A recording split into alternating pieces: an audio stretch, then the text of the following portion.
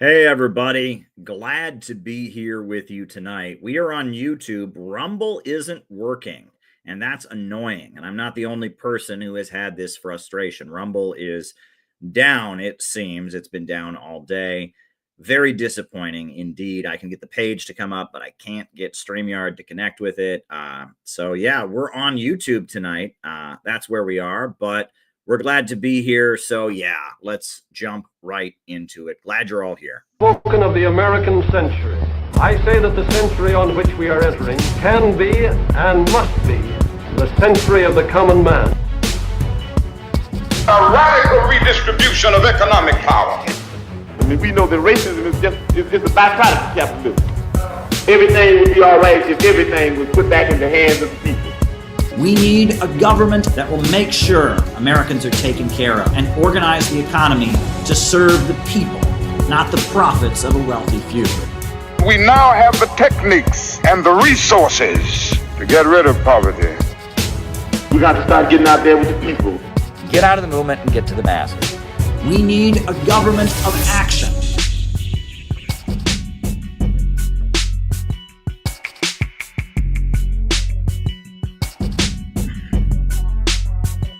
Hey, everybody. So good to see you all tonight. We're going to have just another one of our great late night chats tonight. Rumble isn't working, so I'm here on YouTube. Not sure how long I will go for, but hey, glad that we are here. Glad that we can have a conversation. Always something to talk about. We're going to get into it. Obviously, today is Victory Day, and there's a huge amount of activities. I mean, it's not Victory Day anymore in Russia right now.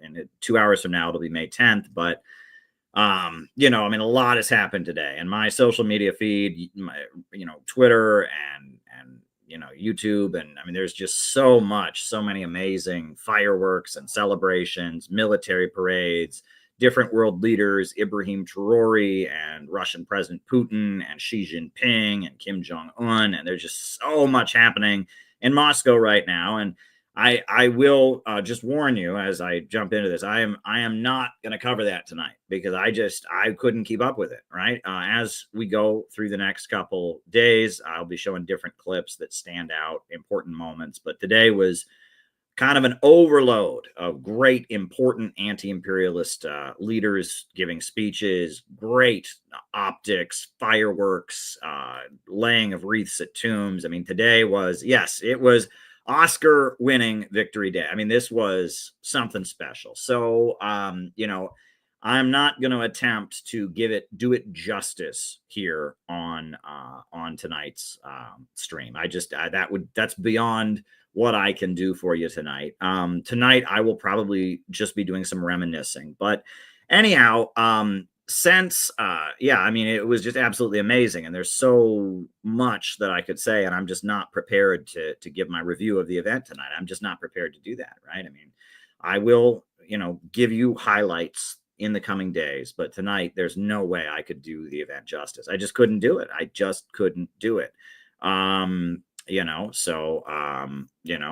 We will see. Why do you think? But tonight, I'm going to talk about, just some recollections, some different stuff. But while I'm here tonight, I do want to say I'm not on Rumble tonight because I can't get Rumble to work. And it is certainly mysterious that Rumble is down on Victory Day, right? That is certainly mysterious. Certainly mysterious that, the main alternative to YouTube suddenly stopped functioning on the big day. And Jimmy Dore and others are like, what the world is going on? Rumble is down. That's certainly mysterious. But regardless, I'm here. So if you want to send me a question to answer tonight, there's really only one way to send it, and that's via Cash App. Send questions via Cash App. Caleb Maupin 22. That's really the only way I can get your questions, is via the Cash App because Rumble is down. And so send your questions via Cash App. I can answer questions in the second half of the program. We'll do it the same way we always do, which is opening remarks, roll call, and then I answer your questions. So if you got something for me to answer in the second half of the show, cash at me. That's the way that I can be reached. There's no Rumble rants tonight because there's no Rumble. And we're demonetized on YouTube, so we can't get anything on YouTube. So that's what we can do tonight is we can do Cash App. So there we go. Cash at me. Any questions that you have for the second half of the show, and I'll do my best to answer them. We do have our big announcement, which is coming up in July. July 12th is going to be the big Center for Political Innovation gathering. And it's going to be absolutely amazing. We need you there. So please come. I know David is in the chat. He's coming. I know Gabby is doing hard work promoting it, and Penny was doing great work promoting it today. And, we have a really good crew of people in CPI that are really dedicated to building an anti-imperialist organization. And I appreciate that. And that's why we want to celebrate it. We want to have July 12th be a really special day. And a lot of people are coming in from around the country, and, a lot of things are happening. So join us on July 12th. Be there. All day anti-imperialist rally. It's going to be absolutely awesome. I will see you all there. It's going to be great. Also, it looks like May 24th, which is coming up pretty soon. It's not that far away. Like 2 weeks from now, I'll be in Los Angeles at an all-day gathering of that we're having for the Center for Political Innovation in LA. So that's happening as well, and that's pretty cool. So a lot of good things are happening. So if you're in the LA area, let's see each other on May 24th, and let's build for the convention on July 12th, which is going to be very, very, very important. That's what I've got going on. So as I said, tonight there's no Rumble, but if you want to send a question, send questions to Caleb Maupin 22 on Cash App. That's how I can accept questions tonight. So if you got any questions, that's the place to send them. And I'll do opening remarks for a little while. Why not? And then we'll do a roll call, and then I'll answer any questions that people might have, and then we'll be done. I'm in kind of an interesting mood tonight, very happy to see the tremendous gathering in Moscow, and I'm going to be reflecting on that in the coming days. I'm sure I'm going to have a lot more to say about that in the future. Right now, I'm just kind of trying to process it, and it's starting to seem like summer, spring here in New York City, but it's very rainy, and we've got a lot of preparation, and I got a lot of different things going on, but here we are. So I wanted to, just for my opening remarks, I wanted to reminisce very briefly about my time in Cleveland. Before I moved to New York City, I lived in Cleveland. Now, Cleveland, Ohio is an industrial city on the Cuyahoga River and on Lake Erie. It's where the Cuyahoga River meets Lake Erie in the northern part of Ohio, northeast Ohio.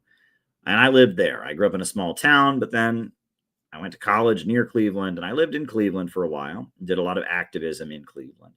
And Cleveland, had been historically, if you go back in time to like before I was born, we're talking like the 60s and 70s, Cleveland had been a center of anti-war activism.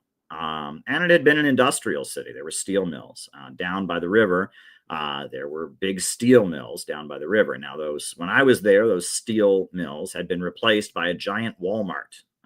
They had a Walmart, like a complex, like a road, and there was a big Walmart down there and a big Sam's Club, and they called this place Steel Yards Common, where they had a bunch of, low-wage, big box stores that had replaced the industrial center. But Cleveland, historically, right? Cleveland was a steel manufacturing town. A lot of Eastern European immigrants moved to Cleveland.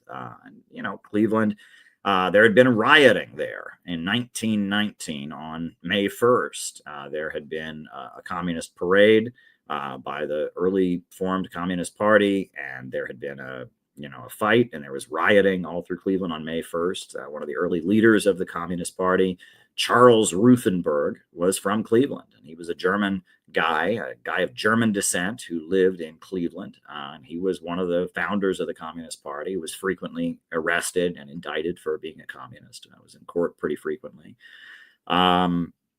Charles E. Ruthenberg, and that, there were a lot of Eastern European foreign language federations and stuff that were communist sympathetic in the 1920s and 30s. And then as you got up into the 60s, in the 50s and 60s, in Cleveland, you had the black side of town, which was East Cleveland, or the East Side. And then you had the white side of town that was largely Eastern European, which was the West Side. And in the middle of the East Side, you had a place called Cleveland Heights. And Cleveland Heights is where Case Western Reserve University is, which is a quite prestigious college. And Cleveland Heights is this kind of white hippie enclave in the center of the east side of Cleveland, which is largely African American. And that was where leftist activism was. The Revolutionary Communist Party had a bookstore there. There were anarchist groups that operated in the area. There was, Cleveland Heights was kind of a hippie leftist area. It was becoming gentrified while I was there. There was a bookstore called Max Backs that was known to be a communist sympathetic bookstore. The Revolutionary Communist Party had their bookstore. And, it was an area, Cleveland Heights, Mayfield, Coventry area, the Coventry neighborhood of Cleveland Heights. It was a center of left-wing activism. There was a Unitarian church that had hosted, Howard Zinn and things like that. And that was where leftism was. There was a group of older folks who had been in the Communist Party or around the Communist Party USA before, and they would do a peace vigil every Sunday or every Saturday at the West Side Market. They would have a small peace demonstration, and they had, a lot of those folks had been in the Communist Party USA earlier. They were not with it anymore. There was a guy who was a Communist Party USA member who ran Dennis Kucinich's office. And his name was Rick Nagin. And I guess he was technically employed by one of the unions. But his job was to run the communist, the office of Dennis Kucinich, the member of the U.S. Congress. And the Communist Party was, 10 or 12 people who met in Rick's living room and campaigned for Democrats and were involved in the labor union scene and local government campaigning for Democrats. The RCP was there, and there were members of the RCP in Cleveland who had gone to jail for lighting an American flag on fire. There was a woman who had, during the Gulf War, she had burned an American flag, and she had been, imprisoned for 2 years, even though the Supreme Court said it was legal. But they said she didn't incited violence, caused a riot by burning the flag. The Socialist Workers Party had a bookstore in Cleveland for a long time. About the time I had got there, it had just shut down. The Workers' World Party that I was in, they had 4 or 5 people in Cleveland. There was an anarchist collective of like young, 20s, 30s anarchists who were inspired by the WTO protests and such. And there was just, there was kind of a leftist scene in Cleveland. And I remember, I want to show you, there were a lot of people that were not in any communist group that would go on the bus to all the anti-war rallies. There'd be anti-war rallies against the war in Iraq that would happen pretty frequently in Washington, D.C. And there'd be buses from Cleveland. It's an 8-hour bus ride, to Washington, D.C. for these rallies. And there was a crew of people that were not in any communist group, but they were old movement people, right? They were, they knew the different communist groups. They'd been around different groups. They read a lot of communist-y books, and they went to anti-war rallies. And they were, they were older folks. A lot of them smoked a lot of weed, kind of hippies, and they had stories to tell. And I remember those guys in particular, they had some wild stories. Now, one of the first thing I'm going to show you all, because I figure I might as well show a video before I start telling stories that were handed down to me. I will show video because this one happened while I was living there. Right around the time, like just before Barack Obama was elected, I believe, if I'm not mistaken, there was this, they had like a 24-hour peace encampment in downtown Cleveland. I guess, in downtown Cleveland, you have the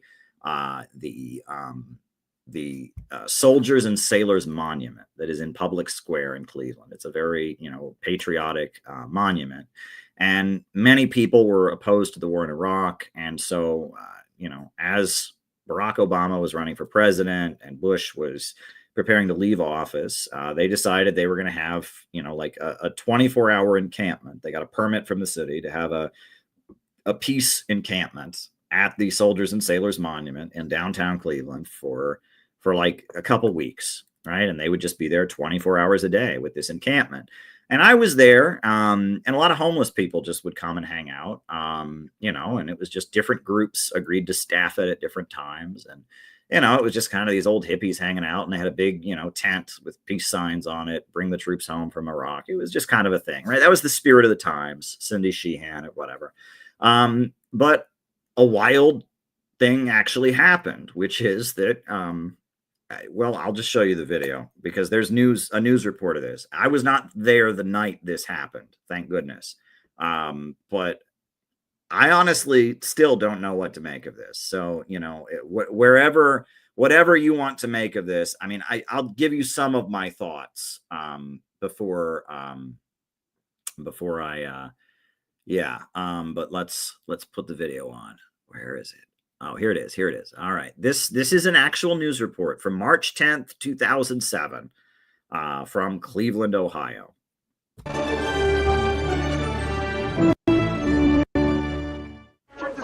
Watch this amateur video closely, and you'll see a mysterious white light flying above Key Tower. What the hell is it? Sam Phillips recorded this video in the early morning hours of Saturday, March 10th. It was making maneuvers. It was going really weird. It was just shooting out and come back and going towards the light. And I never seen it like it. A similar sighting was made the following night, but this is the only known video of the unidentified object in the air. I wasn't afraid, but I felt like something zapped my energy because I slept 3 days after that. No lights flying above Key Tower tonight, but Phillips says what he saw that he captured on DVD may have appeared because there was a peace rally going on down below. I believe it was UFOs that came to the peace vigil because peace is a universal thing. And we are in dire straits on this planet.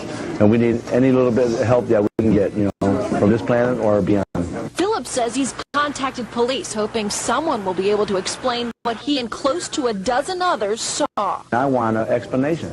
I want to know, what is lights doing on top of a building in the age of terror. So far, no answers, only questions and intrigue about what may still be out there up above. In Cleveland, Denise Strelzik, 19 Action News. Yep. The 24-hour peace encampment was visited by a UFO. What was that? I don't know. The drone thing had just started, if you remember correctly, the drone warfare. So maybe they were testing a drone above the Key Tower in downtown Cleveland. I don't know what it was. But, it had everybody talking. Everyone's like, oh, my goodness, we had our 24-hour peace encampment with the local hippies. That guy, Sam Phillips, who you saw in there, he's the guy who filmed the UFO. And I guess he had a show on local access television. He was just kind of a well-known, hippie in the area. He liked to wear Bush masks and Cheney masks and Richard Nixon masks and stuff. And, and he was just a local, activist, guy. And, you heard him there, I think it's a universal message of peace, man.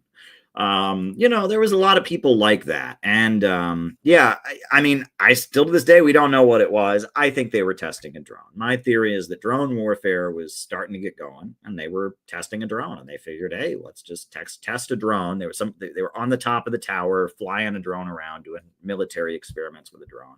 That's what I would assume was happening. And it was classified. They didn't release it. But I mean, who knows? Who knows? Could have been anything, right? Could have been anything, right? But that was one incident that I was there when that happened. That guy, Sam Phillips in particular, he had an amazing story. that I heard. I loved this, right? Because Ronald Reagan died. Ronald Reagan died when I was in high school. And for him, the funeral of Ronald Reagan was a big aha moment. And he told this story, and it is one of the wildest stories I've ever heard. Ronald Reagan died in 2004.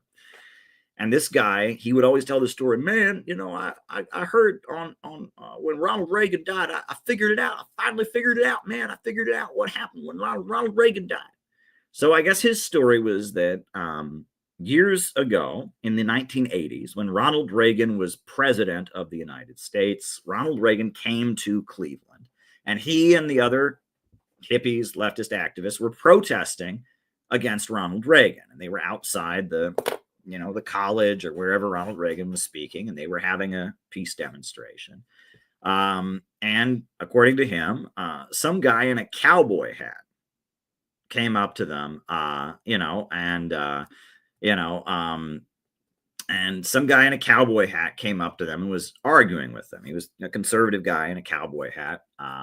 And he was arguing with Sam, the hippie, and other people. And so Sam, to be funny, right?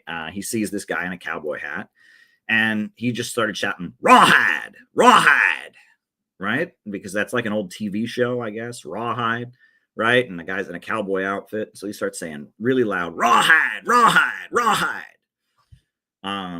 And then he said every Secret Service agent in the world started running over to them. There were so many. He was surrounded by Secret Service agents out of the blue, like hundreds. Like he said there were like all these guys in suits, and they immediately grabbed the guy in the cowboy hat who was bothering him.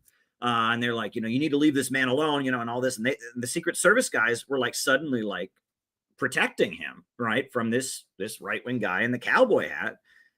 All he had to do was shout, "Rawhide, rawhide," and all of a sudden the Secret Service like swarmed on the area and protected Sam and escorted the cowboy guy away. You stay away from this man. And he's like, what in the world happened? Well, so apparently when Ronald Reagan died, he was sitting there in his living room watching Ronald Reagan's funeral. And at Ronald Reagan's funeral, they mentioned what Ronald Reagan's Secret Service code name was. Rawhide. So apparently they thought he was like giving a signal or something when he started shouting "Rawhide" at this guy. He started shouting "Rawhide, rawhide." They thought he was like setting off they thought he was alerting the Secret Service that there was danger or something. So, and the president was there apparently. So all the Secret Service in the world ran over and they thought he must be an undercover Secret Service agent or something.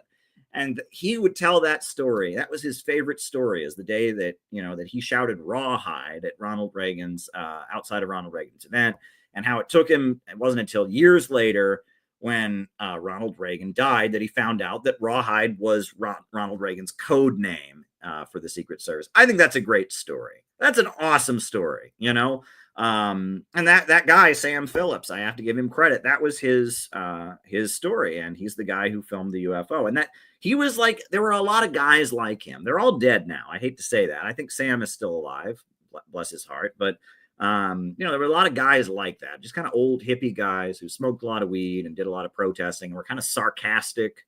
Hey man, what's going on? They kind of talk that way. Another story that I heard, and this was an interesting one, is that there were a couple of these guys who've done a lot of peace activism. They've been involved with various communist groups and stuff. And they, after the Freedom of Information Act came out, when you could get any, you had the right to see any files the FBI had on you, right? They went to the FBI and they got their FBI files, and their FBI files, here are the pictures of them at peace demonstrations, pictures of them, and at communist events or whatever. But then their FBI files, they all had their name at the top. Right. And then there were a bunch of boxes, and the boxes were obviously the names of communist groups. Right. And it was CP, Communist Party, SWP, Socialist Workers Party, RCP, Revolutionary Communist Party. You know, it was just, you know, and it was to check off what box you were in. But there was one box on the FBI file that every person had that they were perplexed. They didn't know what it was. And the box, you know, there's a box that says CP, there's, you know, for Communist Party, box for SWP, box for, you know, IS for International Socialists. But there's one box that said JFT. JFT. And they were perplexed as hell as what JFT was. They did not know what in the world is JFT, right? And they knew what, you know, they knew what the Communist Party was, CP, Communist Party, SWP, Socialist Workers Party, RU, RCP, Revolutionary Union, Revolutionary Communist Party. But JFT, they could not figure out what JFT was. And they thought, that is so weird. What in the world? What communist group has the initials JFT? And they wondered maybe the form was left over from World War II. And it stood for Japanese fascist terrorists. That was one theory they had. Maybe it was the box wasn't just for communists, it was for all kinds of subversive and enemy elements, and it was left over from World War II, Japanese fascist terrorists. Maybe that's what it was. They had no idea what JFT was until finally they figured it out. Now, is there anyone in the chat who knows it? Is there anyone in the chat who knows what JFT stands for? Anybody? Anyone who can get it? I'm curious if there's anyone in the chat who will know what it is. You know, if you can figure out what JFT is, you are really into communist inside baseball, because it was a communist group. It was a communist group. JFT. What is JFT, right? And I'm telling you, this is I did not know. They asked me, I was sitting on the bus with them when they told me this story, and they're like, Caleb, don't you know what JFT is? You're the nerd. You're always, you should, anybody, we expected you would know what JFT was. JFT, no, not that. No. JFT stood for, okay, get ready for it. I'm glad that you all don't know. This means you have a life, right? If you knew this, I would feel bad for you. JFT stood for, oh, Kinky knows it. Oh, you got it, Kinky. I owe you something. I owe you a prize. Johnson Forest Tendency. The Johnson Forest Tendency. That's what it is. The Johnson Forest Tendency. You want to talk about obscure communist inside baseball? The Johnson Forest Tendency. Thank you, Google. Google knew it. I'm surprised Google knew that. Yes, the Johnson Forest Tendency. So there's a famous book that is read in Black history in college. It's a very Japanese food trade. Yeah, you deserve a prize, Kinkle. But there's a book that is read in Black studies classes. Came out during the 1940s, and it's called Black Jacobins, and it's a study of the Haitian Revolution. The slaves of Haiti rose up. The author of that book is CLR James, who was a famous Black historian and communist, Trotskyite, in the 1930s and 40s and 50s. And I guess his nickname, his real name was CLR James. And, he's still kind of popular among like Black studies, left academia. He's a very famous Black leftist writer, CLR James. But his name in the SWP, his code name was Johnson. He was CLR Johnson because you took a fake last name. Right. And his wife was a Chinese American woman named Grace Lee Boggs, who was also quite a famous leftist academic. And actually, there's a center in Detroit called the Grace Lee Boggs Center, named after her, where a lot of this kind of stuff about white privilege and all that comes from. And Grace Lee Boggs, her nickname, her party name was Forrest. And so they were married, and their faction of the SWP that they had, was the Johnson Forest Tendency. the JFT. And you want to talk about an obscure communist group, the JFT. Now, when I heard that story, I had to tell my parents. I had to tell my parents because when I was a kid, there was a place, if you go to Orville, Ohio, I will pull it up. If you go to Orville, Ohio, there is a place you can go hiking. And we always went there when I was a kid. And I guess it's owned by the Ohio State Department of Natural Resources, but it's right near Orville, Ohio. And it's a place that's open 24 hours. There's got trails and you can hike on it. And it's called Johnson Woods. Johnson Woods, right? It's the Ohio Department of Natural Resources, Johnson Woods State Nature Preserve.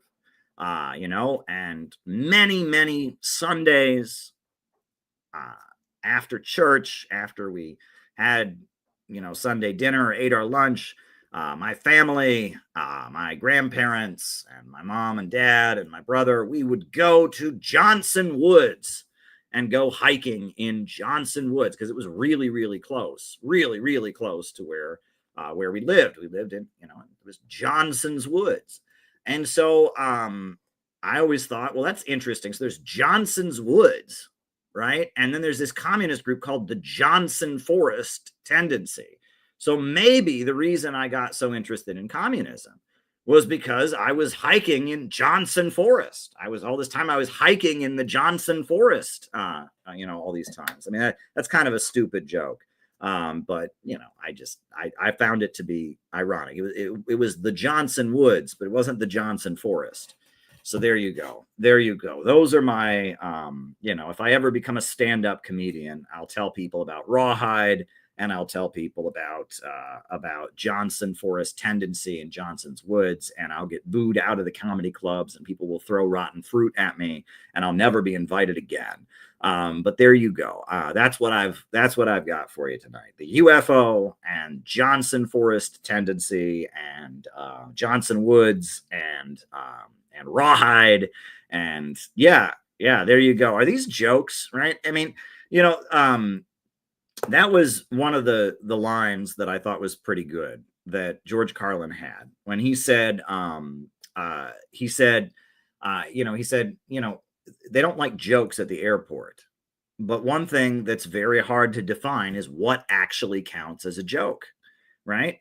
For example, right, you're not supposed to make any jokes at the airport, but what if you just tell a really cute and ironic story? Does that count as a joke, right? What if you tell a limerick, a witty limerick? Is that a joke? What about a riddle, right? What if you get to the counter at the airport and you tell a riddle, right? What is the legal definition of joke, right? And nowadays, stand-up comedians, as from what I understand, a lot of them aren't up there, they're telling stories largely is what they're doing. And a lot of times their stories are not ha funny. There's laugh lines in them, but the story is like a story that can sometimes have a very serious and poignant point. That stand-up comedy has really changed in the last few years. It's really, and also stand-up comedians have podcasts now. It's almost required that if you're a stand-up comedian, you have a podcast, right? And what happens is you have your podcast, people listen to your podcast, then you come to their town, to the comedy club, they come to the comedy club and they see you. But stand-up comedy, especially since the pandemic, is totally different. And, if a stand-up comedian has a podcast, they can't get on the podcast and have new, brilliant stand-up material every week. So it's like you just kind of become a fan of the person. Things are really, really changing. The way things used to be is not the way that they are. It used to be people just went to the comedy club to see whoever was there that night. And if somebody was really funny, they might go another time when they're there. But now, you follow the podcast of the person you like, you wait for them to come to town, who their kids are, who their uncle and their cousin is, you listen to them every week. Things have really changed. The internet has really, really changed a lot. Right. And also there's a lot of things you're not allowed to joke about anymore. Right. That's true. Right. You can't, woke comedians aren't funny because they're not allowed to talk about anything because everything's off limits. Everything is politically incorrect. But I will say, so the reason I'm thinking about stand-up comedy is so I was scrolling. What is it about the YouTube algorithm? YouTube is so goddamn woke. I do not think Stephen Colbert is funny. Stephen Colbert, when he had his show when he was pretending to be Bill O'Reilly, that was funny. That was hilarious. But ever since he's just been a late night talk show host, it's not funny at all. I don't find him to be funny at all. Stephen Colbert is not funny. When Stephen Colbert was pretending to be a conservative and he was like part of the, the Daily Show, and that was good. But you know what? I mean, his late night talk shows where he, he makes digs at Trump, and it's not funny, right? And his impression of Trump, his voice is way too high. It doesn't sound like Trump. Trump talks like this. Trump doesn't talk like that. Trump's voice is much deeper than that. I don't know. I don't find Stephen Colbert funny. For some reason, I'm scrolling through the internet today. I'm scrolling through YouTube, and YouTube recommends me a Stephen Colbert video, and it's from last night, and it's the stand-up comedian Paula Poundstone on the Colbert Show. And I'm thinking, like, wow, I haven't heard the name Paula Poundstone since I was a child. I remember when I used to watch PBS Kids, right? They would have Paula Poundstone come on and make jokes or whatever, and she would be like, and they would say, and that's another pointer from Paula Poundstone, right? And she was just this stand-up comedian who, I guess the CIA must have really loved her, because she was on NPR and she was on PBS, and they had her on PBS Kids, and they had her on National Public Radio, and she must be like the CIA's favorite comedian, Paula Poundstone. So I clicked on the link. And I guess, she did a set on Stephen Colbert's show the other night. And I thought, okay, this is the woman that I watched when I was a kid, whatever. Okay. She was just somebody who was on PBS when I was a kid, right? She was just, and like, she was on, like, she didn't have a show. It was like between shows on PBS. They'd be like, she would come on and she had like lipstick and she had her hair, and she would just be like, I'm Paula Poundstone, kids. Be nice to your parents and don't smoke weed, ding, ding, ding. And, it was just stupid. I don't know. She was just, but they would always say her name. Like, that's why I remember her name, right? Because they didn't just she wasn't just a person. She was Paula Poundstone. It was like great advertising, right? I remembered her name. Trust me, if they had not said her name every time she was on PBS Kids, I would not remember her name, but I remember, here's another pointer from Paula Poundstone, ding, and there she would be, and she would just say something quirky in a silly voice, and then she would go away. I don't know, but it was great promotion, I guess, really good for her career, but whatever. So I didn't know anything about her. So I clicked on the link to watch, get ready. Okay, get ready. You got no idea. So I clicked on the link to watch Paula Poundstone. And it's just lame, anti-Trump. I don't know. It's just, and she sounds drunk. She sounds completely drunk. And, it's like she doesn't like Donald Trump, and she doesn't like RFK, and she's making fun of RFK for the, and I'm just watching this, and she sounds like she's drunk, and she's got to be pretty old at this point, because she wasn't young when I was watching her on PBS when I was a kid. So I pulled up her Wikipedia page. Holy shit. Holy crap. I will read to you from her Wikipedia page. I had no idea what I was going to click on when I saw Paula Poundstone's Wikipedia page. I was like, damn. So anyway, I go to Paula Poundstone on Wikipedia, right? Born 1959. She's old. That's not a crime. Whatever. Personal life. Okay, Paula Poundstone began serving as a foster parent in the 1990s. She fostered 8 children and eventually adopted 2 daughters and a son. Poundstone identifies as asexual and as an atheist. In October 2001, Poundstone was charged with child endangerment in connection with driving while intoxicated with children in her car. She was also charged with 3 counts of lewd acts upon a girl younger than 14. The charge involved the inappropriate touching of a 12-year-old girl. In a plea bargain, she changed her earlier plea of not guilty in exchange for prosecutors asked for the court records to be sealed and dropped 3 counts of committing lewd acts against a child and added a misdemeanor count of inflicting injury upon a child. Poundstone pleaded no contest to 1 count of felony child endangerment. She was barred from taking foster children and sentenced to 5 years of probation and 6 months of rehabilitation, 200 hours of community service. Holy shit. I was like, damn, right? Like, you know, and I'm looking at that and I'm just like, Jesus, right? Like, and I'm just like, what is wrong with this world? So she, I guess they arrested her for being drunk while driving, but then they charged her with sexually assaulting, 3 different counts of sexually assaulting a 12-year-old girl. That's no joke. You know, and I mean, and the records were sealed and holy crap. And I look at that and I'm just like, dang, like what in the world, you know, and I look at that and I think, you know, there's something kind of unfair about this, which is that if a male comedian had anything like that on his record involving young boys or young girls, he would never be seen again. In the age of Me Too. You know, and I mean, hey, I mean, if she has a drinking problem and she's, you know, gone into AA or whatever, and I'm not saying she's an evil person, but, you know, but like, that's pretty crazy. I mean, driving kids while you're drunk is in itself a crime, but how does that also involve lewd touching, you know, like, I mean, you look at that and you're just like, what am I reading on her Wikipedia page? And I'm looking at this and the records are sealed. And I'm just like, so the records are sealed. So we don't really know what happened, but she was charged with being a child molester.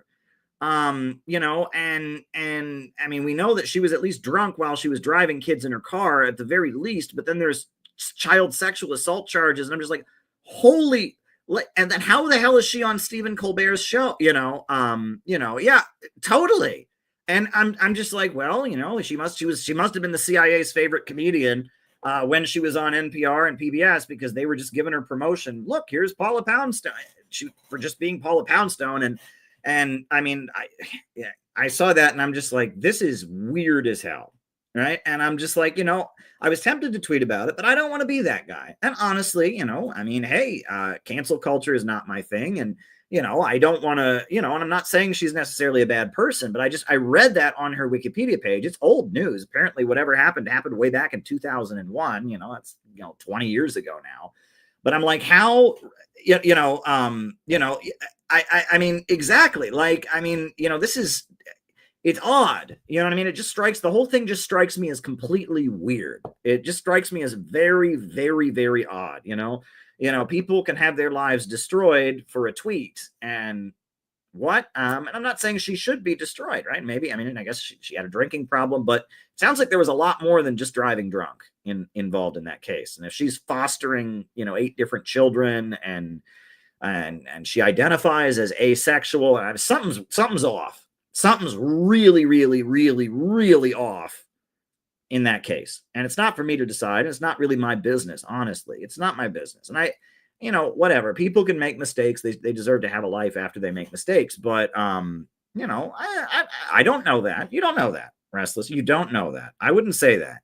But I just, of all the things that I expected to find on, you know, Miss Woke Comedian, who I used to watch on PBS Kids Wikipedia page, of all the things that I expected to find, I did not expect to find that. That blew my mind. I was just like, oh, you know, I was wondering. I didn't even really know who Paula Poundstone was. You know, I just knew that she was on PBS Kids when I was a kid, and she was on NPR also, and that's all I knew.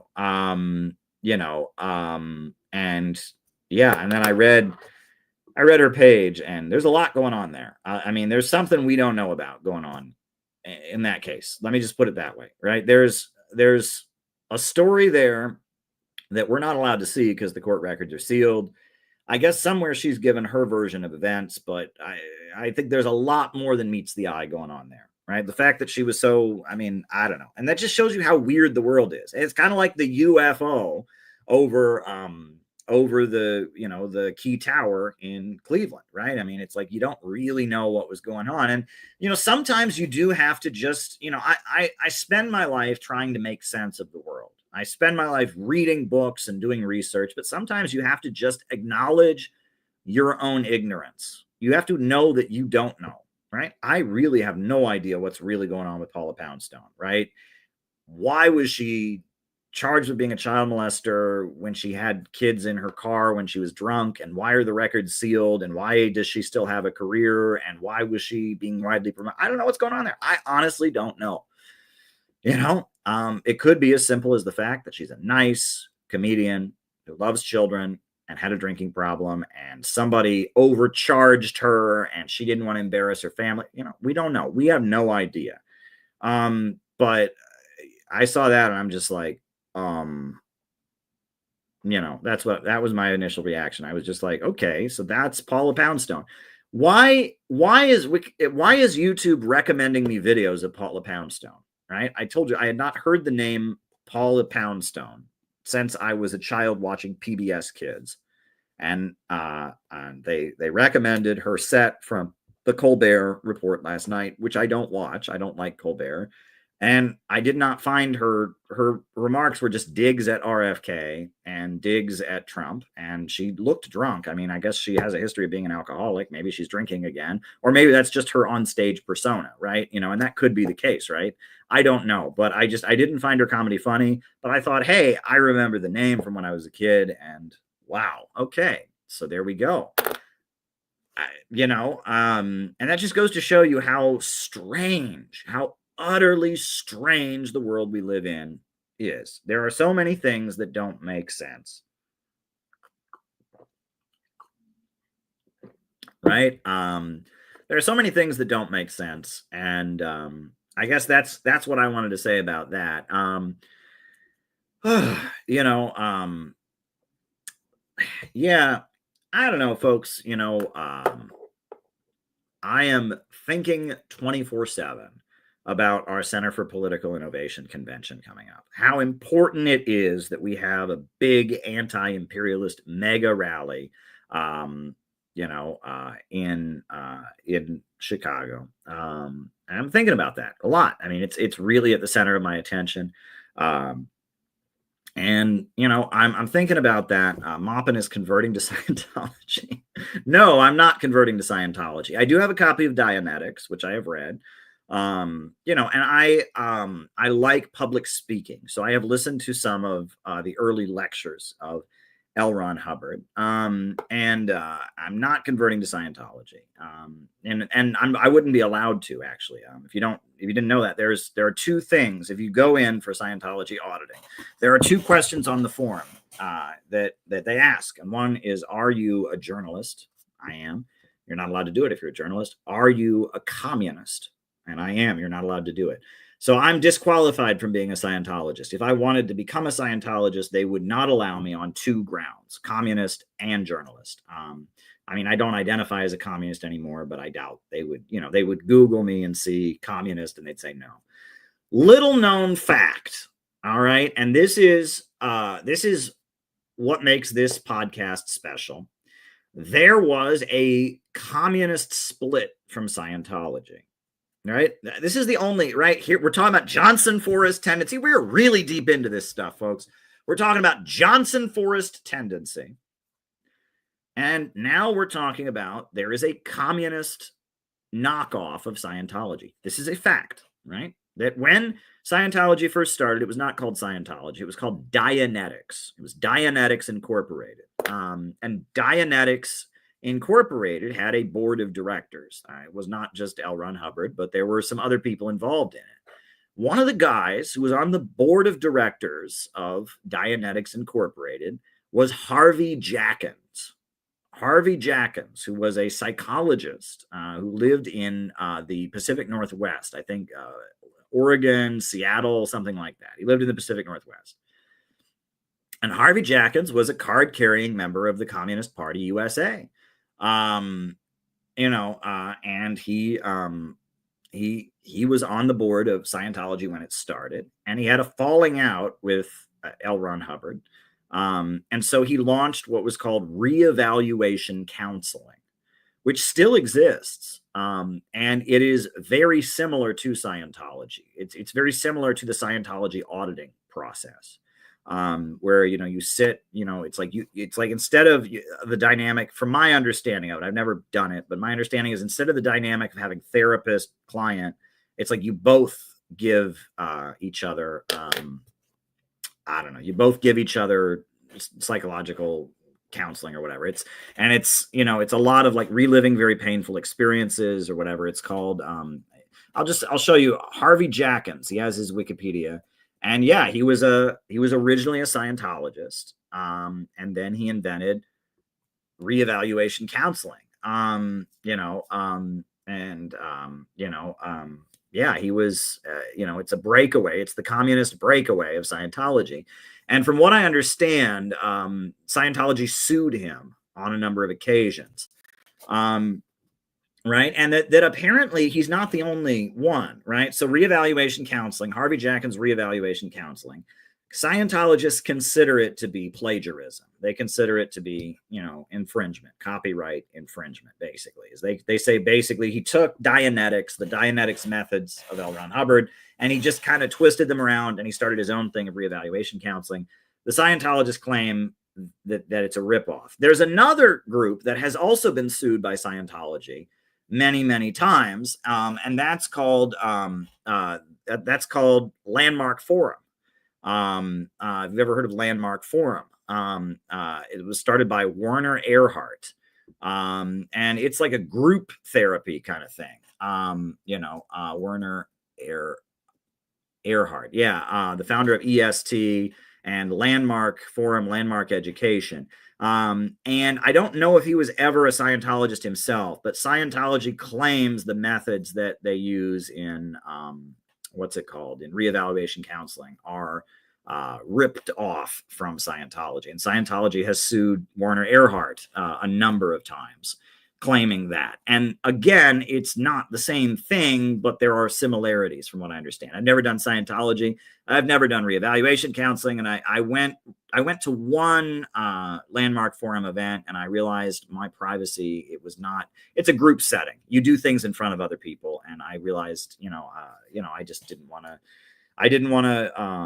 have my privacy violated in that way. And they say, oh, well, it's private, but it's not. And I didn't feel comfortable with the atmosphere. And so I went to one, learn what we're all about. And I was just like, this isn't for me, not my cup of tea. There are people who watch this program. I think there was a guy in Australia who watches this program, not David Fox, somebody else, who really likes the Werner Erhard stuff, said it was really empowering and stuff. And I don't know enough about it. I went to one of their events in New York City right before the pandemic. I went to, somebody said, oh, you got to go try Landmark Forum. And so I went to it, and I was just like, this isn't my cup of tea. And I moved on. But there are some people that it has really helped. And I don't know, it's just whatever. There are many different things. And I am at the point where I immediately get suspicious whenever somebody starts this is a cult thing. Whenever anyone starts that, I just want to roll my eyes, because I know the liberal order is the main danger. And the liberal order is threatened by any illiberalism. And they want everyone to be dysfunctional. So, if you start in with me with this is a cult, that's the wrong thing to say to Caleb, right? It's the wrong thing to say to me. I mean, CPI, we are the most benign, group ever, but it's all over the internet that we're a cult. Why? Because I don't know, because Caleb is interesting to listen to or something. I don't know, because Russia is bad, so we must be a cult. So anytime I hear the people, oh, don't you know that's a cult? It's like, oh boy, here we go. So that doesn't work with me. That said, never done Scientology. I'm not allowed. Never done reevaluation counseling. I did do the, I did one event, like one screening or learn what we're all about, meet up or whatever for the, for the Werner Erhard Landmark Forum. I did that once, and it didn't seem, I basically, people were getting up and talking about their relationship with their parents in front of a group of people, their life goals they were struggling to meet. And I thought, I don't really, I'm kind of on the internet doing these streams and I'm kind of public and I'm not sure I want to get up and, I just didn't think it was for me. Let me just put it that way. One thing that I did think was neat was, they had testimonials at the thing I was at, and it was like people testifying about how the program had helped them. And one of the women who got up, she said, my dad and I, we were fighting and we didn't speak for years, but the program, I was able to finally restore my friendship with my dad. I thought, oh, that's nice. And she said, so this year we went to Nicaragua together. And I thought, oh, right. Well, hey, Daniel Ortega, right? So maybe they're Sandinistas. That's great. And she said, me and my dad went to Nicaragua together. I thought, oh, that's good. They're supporting the Sandinistas, bringing tourism into Nicaragua. You can't get a direct flight to Nicaragua. The sanctions, they made it very difficult to get to Nicaragua. So I thought, hey, what is it called? Landmark Werner Erhard helped her to establish ties with the Sandinistas. Great. I'm sure it wasn't political, or maybe it was, for all I know. But it was interesting. I don't know. I have studied many different things. I will say that Elron Hubbard, if you listen to him, he sounds kind of like, he reminds me, my father, he was in the environmental, nature preservation, land preservation kind of world. And there were older people that worked with my dad that, were environmentalists. And, they were World War II generation people. And they, and they were often they were not from, I grew up in Ohio, but a lot of them were from Montana or Idaho or places like that, people that were really into hiking and fishing and stuff. And Elron Hubbard, when I listen to recordings of Elron Hubbard from the 1950s, he sounds a lot like the people who my dad worked with, right? Yeah, well, don't you know? I'm talking like this, you see, and that's why I'm talking this way. I mean, that's actually what Elron Hubbard sounds like. Have you ever heard a recording of Elron Hubbard? He says, well, I am trying to teach you about Scientology, see, and Scientology is an exciting way to live, and I don't want you to be a crazy person now.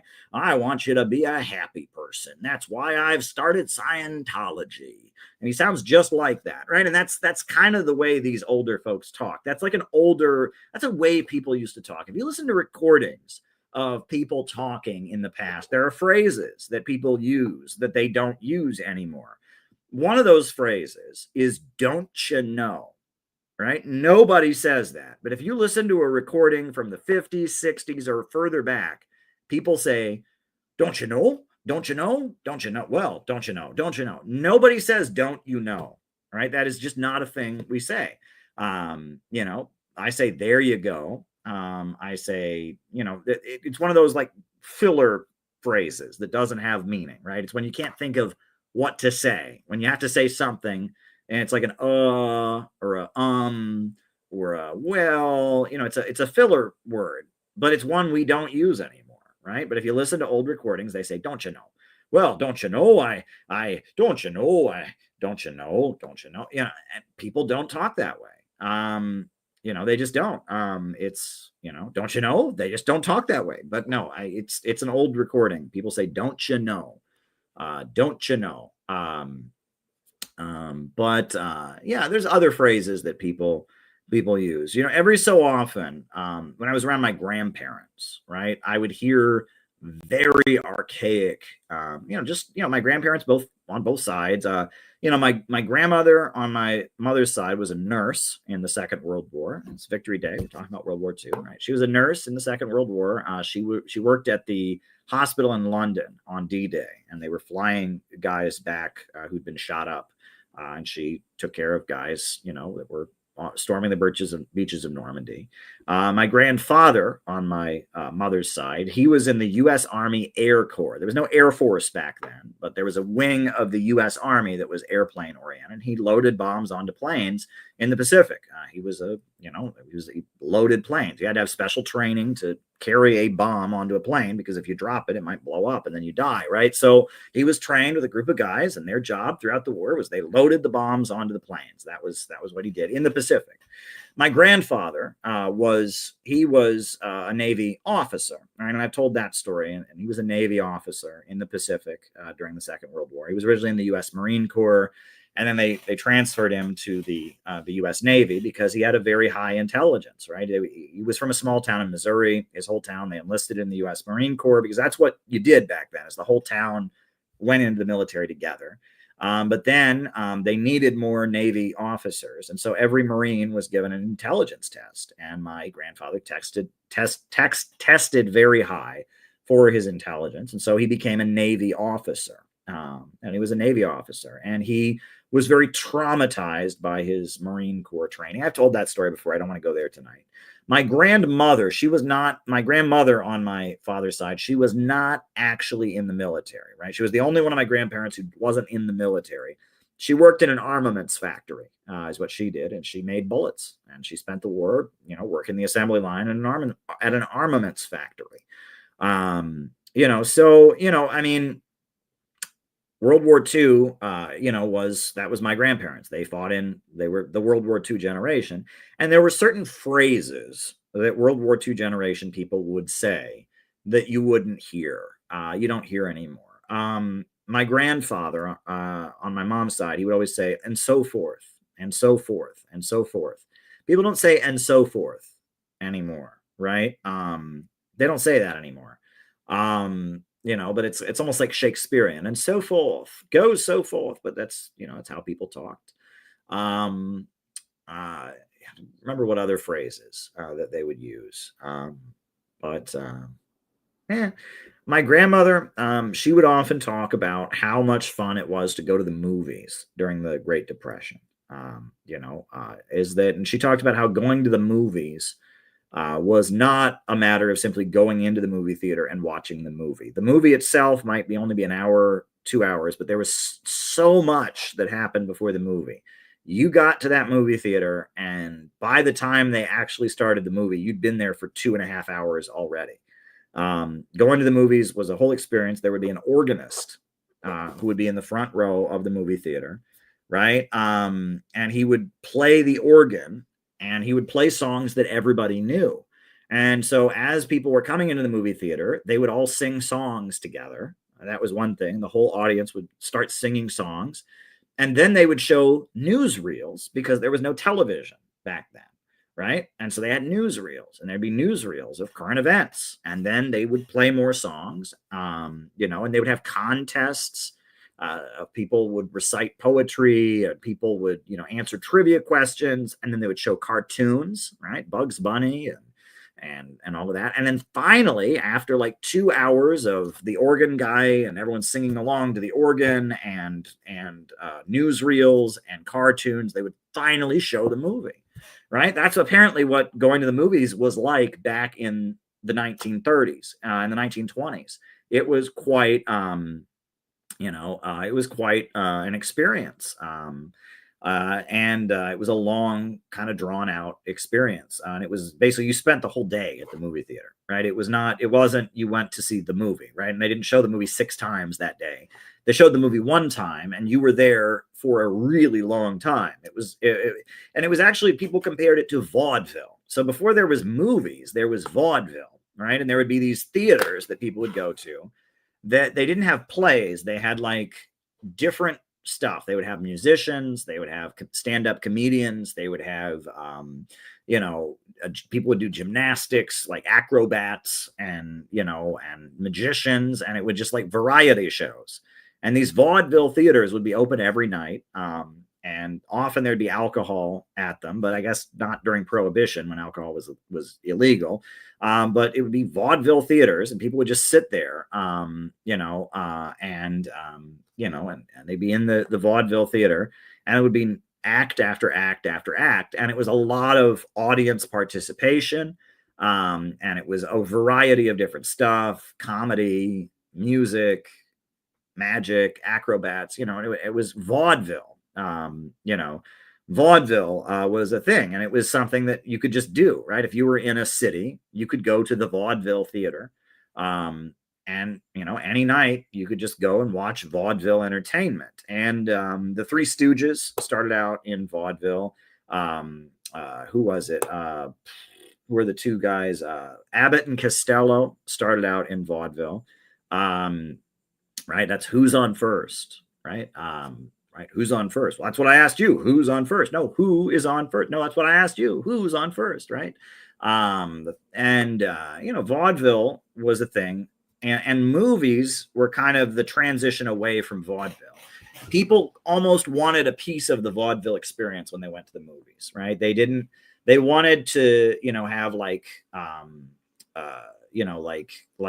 a night of entertainment. They wanted to sing a song with the audience. And because vaudeville was very much, it was a collective experience. You were there with the other people to have fun, right? You didn't go to vaudeville by yourself. You brought your friends, and the whole audience were there together. And, the comedians would get heckled, and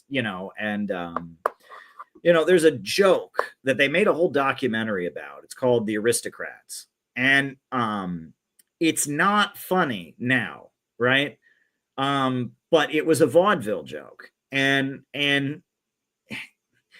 if you think about, so I don't know if you're familiar with it, but it was a very famous joke during the vaudeville era. And the joke was basically the comedian would get up and he would start telling a joke. And the idea was that everyone in the audience knew about this joke, but the idea was you were supposed to be surprised that you wouldn't recognize it as he was doing the joke. So he'd get up, and the joke would be, there's a group of performers that are auditioning. There's a guy making a movie. He has a group of actors come in. It's a group of people are auditioning, and they come in to audition for a part in something, and they do something they're really, really disgusting. And the joke is, you keep it going. You make the audience really, really uncomfortable for a really long time, until they catch on that you're telling the joke. And then the punchline is, so what do you call this act? The Aristocrats. That's not funny, but it's funny because you have to understand the context. It's funny because the audience is supposed to not know you're telling the Aristocrats. They're supposed to catch on that you're telling the Aristocrats. Plus, you keep the gross part going on as long as you possibly can, right? You're playing a joke on the audience. Like, how much are they going to sit through? And then the punchline isn't funny. That's the joke, right? Is that I made you sit through all of this. And then the punchline is, what are they called? The Aristocrats. And it's not funny, right? So the meat of the joke is that they're standing there and they're telling the audience, like, they're making crude sexual jokes. They're talking about poop. They're talking about gross things. They're saying politically incorrect and rude things. They're offending the audience for a really long time. And the audience is like, what in the world is he getting to? Where's the punchline? And then there is no punchline, but it's this joke that everybody knows. And the audience would even shout it with the comedian, right? And then the comedian would end and he'd say, and then they asked him, what do you call this act? And then he'd hold his hands out and the audience would shout, the Aristocrats. And it was, again, you can see why audience participation was a really big part of vaudeville. That joke isn't funny, right? I mean, if I were to do the Aristocrats on here, nobody would laugh because it's not funny. But it's funny in the context of everybody knowing what the joke is, right? Everyone knows what the joke is, but some people don't, right? Some people catch on earlier than others.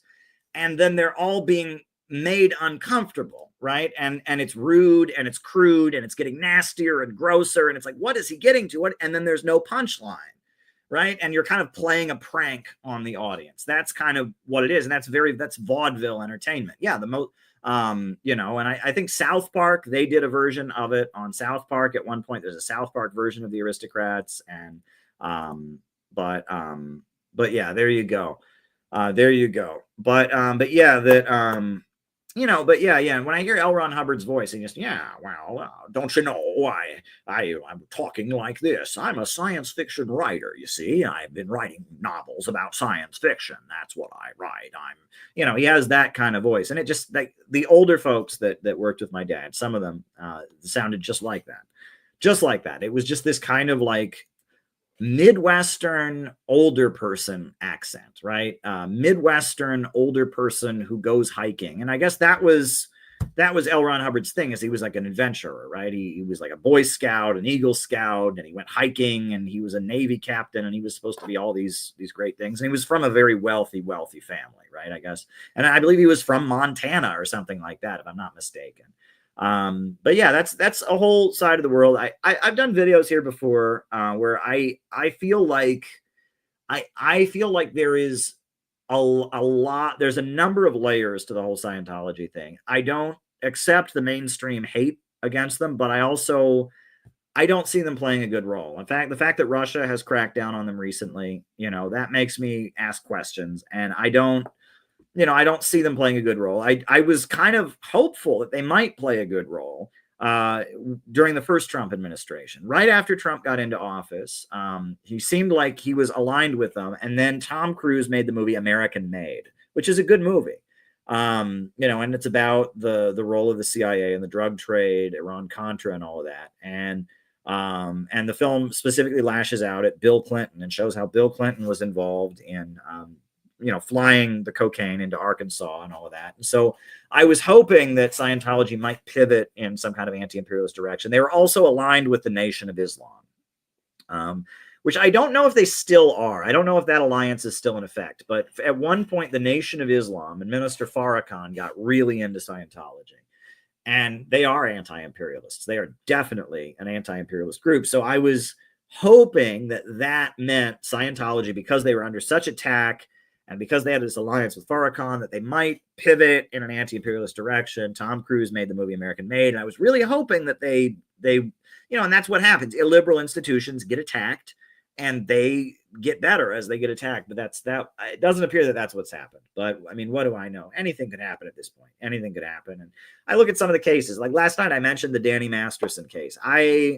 I got questions there, right? I wasn't in the jury, but the women who accused him are ex-Scientologists. He's still a Scientologist, and it reminds me of the Russell Brand case, which the Russell Brand case to me looks completely bullshit. The Russell Brand thing looks like, Russell Brand admits he was a party animal. He admits he, was not living a moral, upstanding life or whatever. But is he a sexual predator? I don't think so. I had the opportunity. So wild story. So I almost don't want to do this because it sounds like name dropping, but I'll just tell you, this is this video of me getting a non-answer from Noam Chomsky, right? My encounter with Noam Chomsky, right? So I asked Noam Chomsky a question at the United Nations. The Arab League invited Noam Chomsky to speak at the United Nations.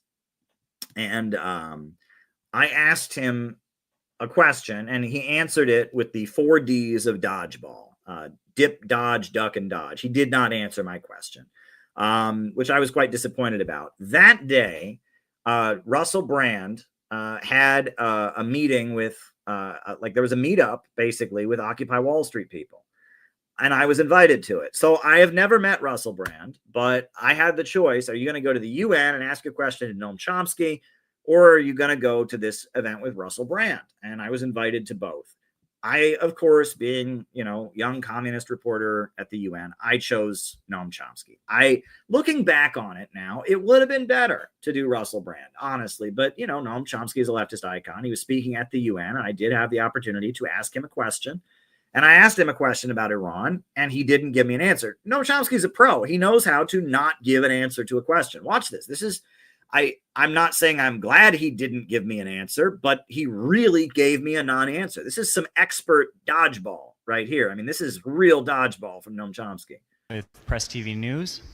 And in the last couple days, there have been reports in the U.S. media quoting figures from the Mujahideen Khalq, which is a terrorist organization, alleging that Iran is developing nuclear weapons. And it has been leaked that the Israeli government has cooperated with Mujahideen Khalq to assassinate Iranian nuclear scientists. And my question is that a violation of international law? And why is it that Israel is cooperating with what was at one point universally recognized as a violent terrorist organization?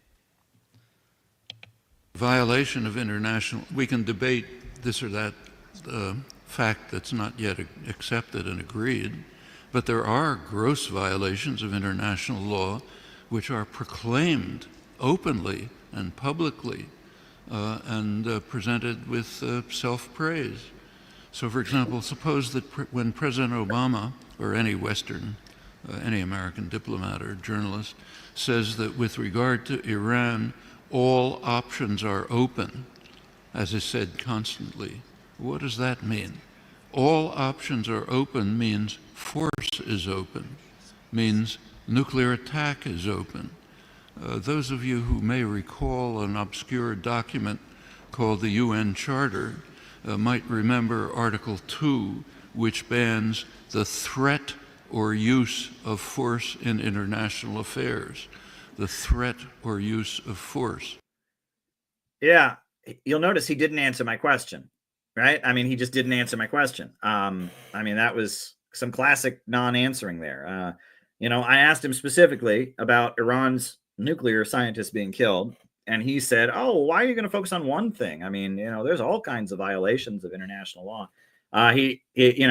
No, he understood my question. He just didn't answer it. He made a point of not answering the question. Yeah, I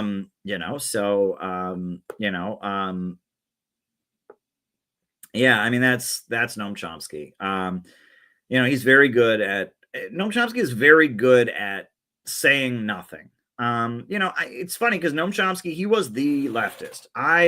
When I first got interested in stuff, communism, especially after 9/11, he was the leftist. And, I was like, wow, this guy and he says things that are should be basic common sense that just no one ever says. And he's the most widely promoted person who says, hey, the USA has killed millions of people around the world. That's basically what he says. I mean, you read his books, at 9/11, after 9/11, he wrote 2 or 3 books, and they consisted of saying, yeah, 9/11 was horrible, but the USA has killed a lot of people too. I mean, that's basically all they say, but nobody was saying that at the time, right? If you said that, people called you un-American. They said those are conspiracy theories or whatever. Well, Noam Chomsky, he's this well-respected linguist academic, and he got up and he would say that. He would say, look, yeah, 9/11's awful, but, and he would say it in very clunky ways too.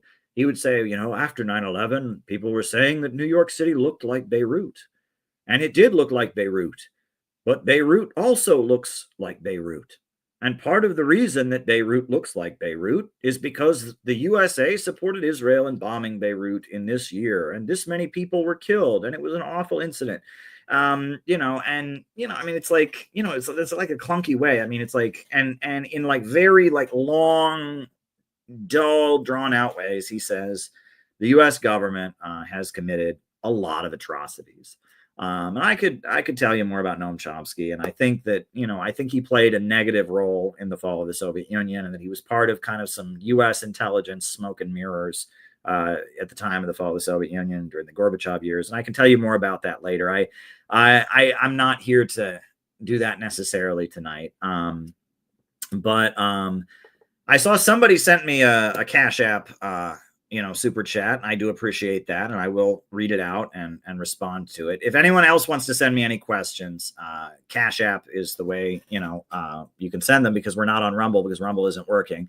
Questions can be sent to Cash. I'll just put that on the screen once again. So if you want to send another question, thank you to the person who sent their question. But yeah, it's already pretty late. So let's do the roll call. Names and locations, folks. Names and locations. I will call you all out as I see you. Names and locations. Names and locations. Who is with us tonight? Names and locations. Names and locations. Who's with us? Who's with us? Who's with us? Who's with us? Names and locations. Names and locations. Names and locations. Who's with us? Mark Jones in Utica, New York is with us. Welcome. Ryan in Kansas City. Kansas City, here I come. We got some crazy little women there. I'm gonna get me one. JT24 in Mississippi. Chase Steiner in Nebraska. Courtney in Northern Virginia. Zach McGuire in Oregon Coast. Alyssa in Virginia. Luca in Singapore, Kevin in Fargo, North Dakota, Grady in Southern California, Jesus Christ Superstar in Denver, Colorado, Phil Sang in Miami, Florida, Names and locations. Bradley in Cleveland. Bradley. Brooklyn in the house. Philip in Brooklyn. Welcome, Phil. And Deadhead 83 from Anchorage, Alaska. John McCarthy in Chicago. Welcome, welcome. High Desert, California. Kinkle. Welcome, welcome, welcome. You get the prize for Johnson Forest tendency, right? Bendigo, Australia, David Fox. Bendigo, Australia, David Fox. Names and locations. Names and locations. Million in Northern California. Good to meet you, Million. Good to meet you, Million. Names and locations. Names and locations. Anybody else? Names and locations. Randy from Trinidad, Vancouver, Canada. Welcome. Welcome. Good to see you. Welcome, welcome. St. David's, Bermuda. Welcome, welcome, welcome. Names and locations. Names and locations. Good to have you with us. Good to have you with us. Say no more. Say no more. Wink, wink, nudge, nudge. But anyhow, the south of the USA. Very good. The Kingfish. Akron, Ohio. It's near where I grew up. I did not grow up in Akron, Ohio. But I'm from there. You know who is from Akron, Ohio? We mentioned him briefly on the stream last night. Marilyn Manson. His real name is Brian Warner. And I guess he's from Akron, Ohio. Did you know that? That Marilyn Manson was Brian Warner from Akron. Colin in Greensboro. Gabby in Chicago. Welcome, welcome, welcome. Good to see you. Good to see you. Names and locations. Names and locations. Yeah, apparently Marilyn Manson was a guy named Brian Warner who was from Akron, Ohio. Interesting story. There used to be a lot more happening in the Midwest. That seems to be a consistent theme tonight. The Midwest used to be a lot more happening. Akron should be proud of that. Well, hey, he made a lot of money, you know, doing music. I mean, you know, a famous musician, hey, I mean, why not, right? I mean, there's probably other famous people from Akron, Ohio, right? There's Goodyear Tires is in Akron, Ohio, right? And if I'm not mistaken, right? So what do I know about Akron? So Goodyear Tires is made in Akron, right? Isn't Goodyear Tires in Akron? What else about Akron? There's also, LeBron James is from Akron, Ohio. Yeah, right. AA started in Akron, Ohio. I didn't know that. Oh, there you go. I knew the two guys had been in the Oxford group, the British religious group of Reverend Frank Buckman. I did not know that they started in Akron. That's neat. Okay, so AA started in Akron, Ohio. There's a suburb of Akron, Ohio, a wealthy suburb called Firestone, right? Isn't that correct? Firestone, Ohio is like the wealthy suburb of Akron, right? Is that true? Right? Firestone Country Club is a private golf club located in Akron. So it's like Firestone neighborhood or something, right? It's where all the rich people in Akron live, is in Firestone, right? What else? Was Akron, Ohio a center of economic power? Well, the rubber industry was there, right? And the sit-down strikes started. There was an industrial city. All these Midwestern cities were industrial. Pittsburgh was a steel town. Cleveland was a steel town.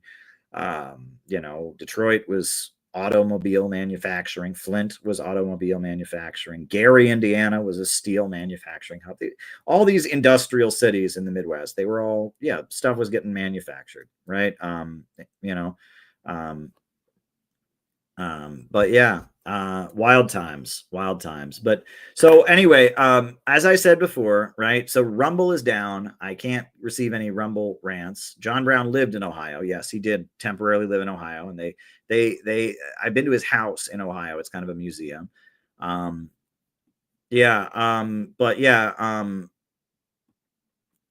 But what else? So if you have any questions, you can send a Rumble rant, Caleb Maupin 22 on Rumble and or on Cash App, right? So I'll put it on the screen one more time. Questions can be sent to. You can't send Rumble rants because there's no Rumble on Rumble. Caleb Maupin 22 on Cash App, because Rumble is down. I don't know why it's down. But yeah, you can Cash App me. One person did so far, and his name is Richard, and he sent me $1, and he said, Sent you $1 for 80 years since World War II. I hope my kids can see 100 years. Well, that's great. And I think that's, yeah, let's hope that we don't have a nuclear war, right? Let's hope that, we can avoid a nuclear conflict. That would be nice. That would be nice. Right. What else about Ohio? Mansfield, Ohio. That's where there's a prison, right? In Mansfield. And that's where they filmed the movie Shawshank Redemption. Right. And that a lot of people would go to the prison in Mansfield, Ohio to get tours to see where they filmed Shawshank Redemption. There's a tree in the movie where like something's hidden in a tree or something, and that tree is in the town. You can see the town. That's where they filmed the movie. The Stephen King novel Shawshank Redemption, about a guy who's in prison and breaks out of prison. That was filmed in Mansfield, Ohio. And so that's Mansfield, Ohio. What other little Ohio towns are there that are significant? There are, what other little Ohio towns do I know about? Goodness gracious.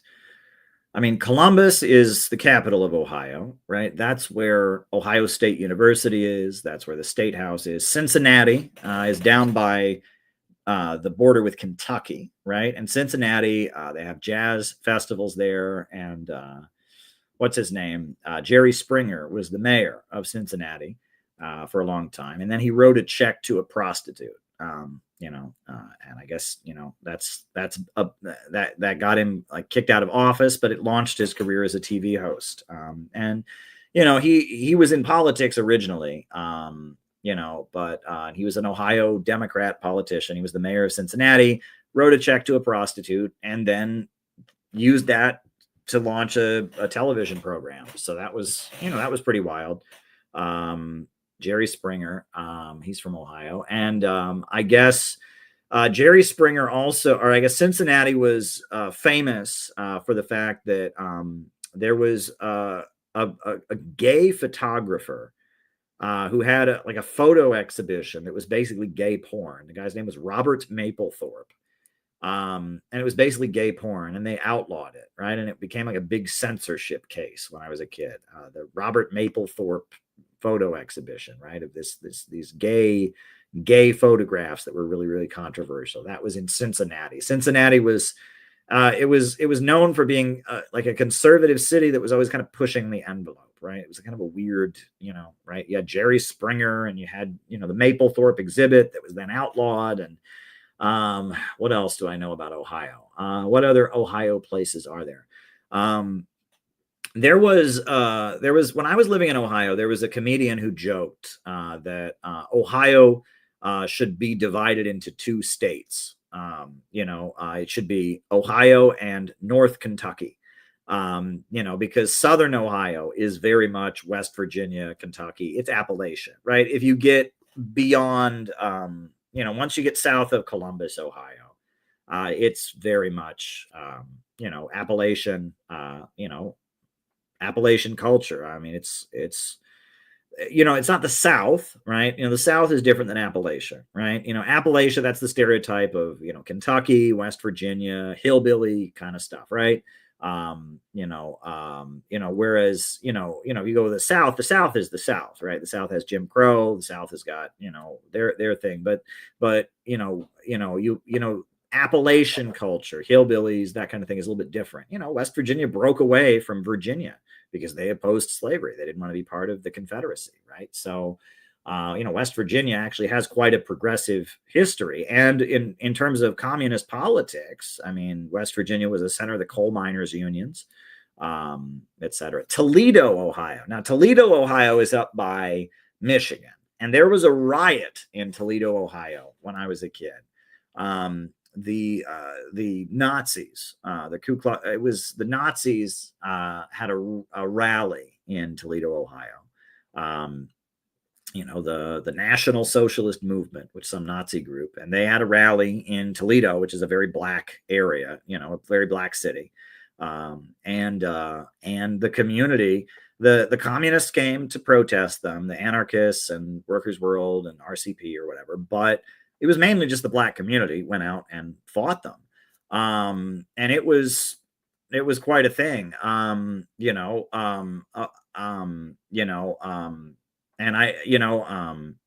I remember when I was in college, there was a girl in college with me who was from Toledo, and she had witnessed the riots, and I had just read about them, and I was a young leftist, and I thought, wow, a heroic uprising against the fascists. It was just, a couple, 4 or 5 Nazis showed up in their stupid costume in Toledo, Ohio.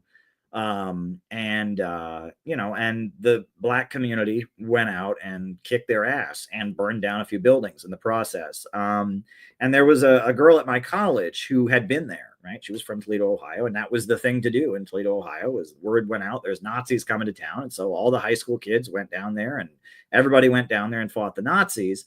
And she said it was actually kind of wild. She said she felt most sorry for the police horses.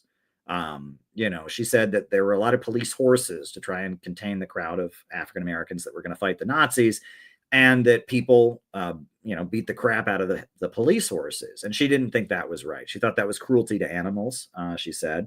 And she also said what kind of startled her the most was that the Nazis were there. 5 or 6 of these guys in Nazi costumes were, on microphones behind an army of police, shouting insult comedy, basically.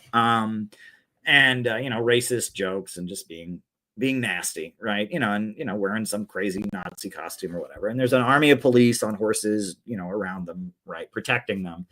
And she said one thing she remembered is that there were people who were, the whole black community came out to oppose them. And she said there were multiple people among the crowd who took guns out and shot their guns into the air. Now that is wild, right? And I believe it though, actually, we have this stereotype that only like white hillbillies have guns. That is not true, right? Every year in Cleveland, they had a gun show, and the gun show was largely African-American folks, right? And, in New York City, you can't have a gun. And a lot of cities have strict gun laws, but especially in states that are more conservative, where you have more Republican red states, urban African-American folks have guns. I'm not talking about criminals. I'm talking about just African-American folks who live in cities. They have guns because the bad guys do. And so, if you're in a neighborhood where, there might be a criminal with a gun, you have to have a gun too. And she talked about how, that one thing she remembered was that there's a crowd of folks there, and there's police on horseback trying to hold them back from the Klan or whatever. And she said there were multiple black people in the crowd who took their guns out and shot their guns into the air. And she remembered that and just being like, whoa, this is intense. And then she remembered the crowd beating the crap out of the horses. And she was just like, the horses didn't do anything. That's cruelty to animals. That was her attitude. So I thought that was kind of neat to talk to somebody who'd witnessed the riot in Toledo, Ohio, that I had only seen on the news when I was in high school. So, Red Maze asks about Tomas Sankara, and he sends me a Cash App for Tomas Sankara. Well, I will admit, Red Maze, that Tomas Sankara is not one of my fields of expertise. He is not a figure that I know a huge amount about. What I do know is that during the late Cold War, during the 1970s and 80s, after the USA suffered the defeat in Vietnam, there was a wave of anti-colonial liberation movements that were aligned with the Soviet Union. Nicaragua and the Sandinistas was one of them. There was the Afghan Democratic Republic, and that Tomas Sankara and his revolutionary government in Burkina Faso was in that category. There was a wave of, and Gaddafi's Libya was a big ally. Gaddafi came to power in 1967, 69, around that time. But so, Gaddafi was from, a decade earlier or so, but the USA was very badly defeated in Vietnam, and there were a number of anti-colonial revolutionary movements that happened, in the developing world, and Burkina Faso was one of those places. And I believe, if I'm not mistaken, Tomas Sankara came out of the military, And Burkina Faso had an anti-colonial revolutionary movement, and they had a revolutionary government. There was also a revolution in Grenada, right? Grenada. Grenada, there was, I think was it Maurice Bishop, or and it was Grenada also during this period. And the USA invaded Grenada and overthrew the government. People don't remember that, but it was a US, it wasn't a coup, it was a US invasion. Like Ronald Reagan invaded the island of Grenada to prevent, an anti-imperialist Marxist government from coming to power, from being in power, right? Removed it from power. It is absolutely true that Ibrahim Traore very much models himself on, Thomas Sankara, and considers himself from that tradition.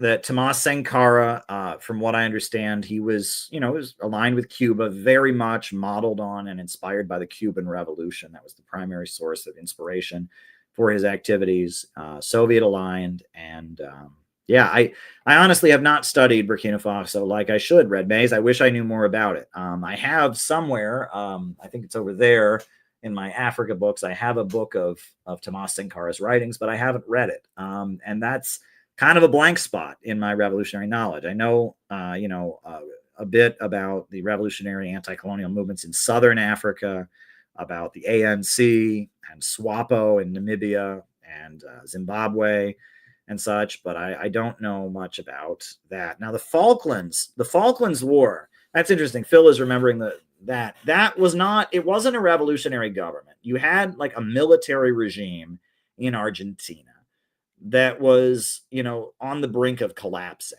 And so, the Falklands are some islands that I guess in Argentina, they're called Las Malvinas, and Argentina claims them.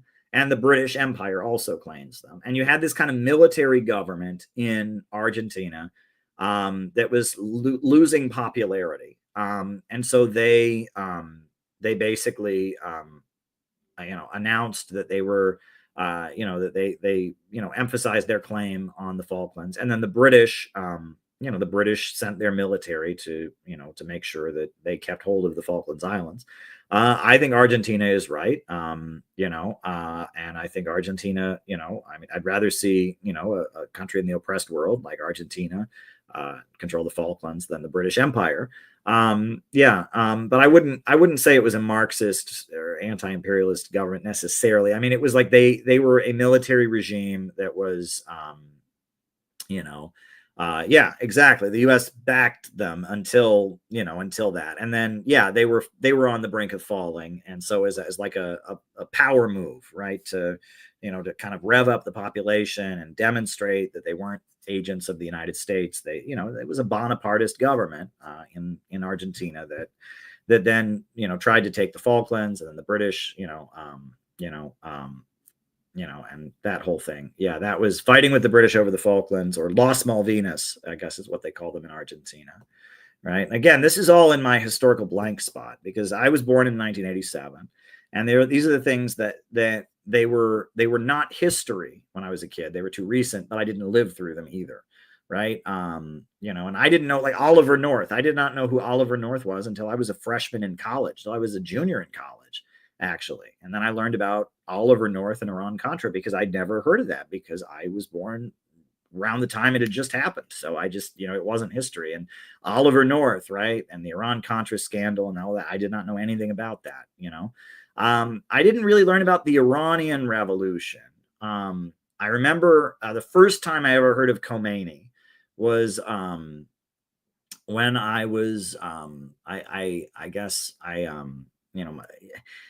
again, the world has changed so much. There's so much more information out there. But I remember that, for Christmas, a relative of mine got me a VHS, a series of VHS tapes. And it was like from CBS News or ABC News or one of them. It was the top news stories of the last 100 years. And it had been made for the millennium, for the year 2000. And it was like 5 VHS tapes, the top news stories of the century, of the 20th century.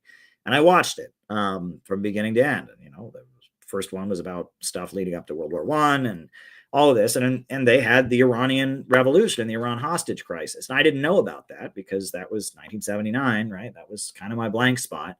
I remember being moved by Khomeini. When I first saw Khomeini, I was like, whoa, right? Something about the eyes of Khomeini and the way he, you know, the persona that Khomeini gives off, right? I was like, whoa, you know, he was very captivating, the image of Khomeini. You know, that's when I heard about the Islamic Revolution of Iran and the Iran hostage crisis and all that. I had not heard about that.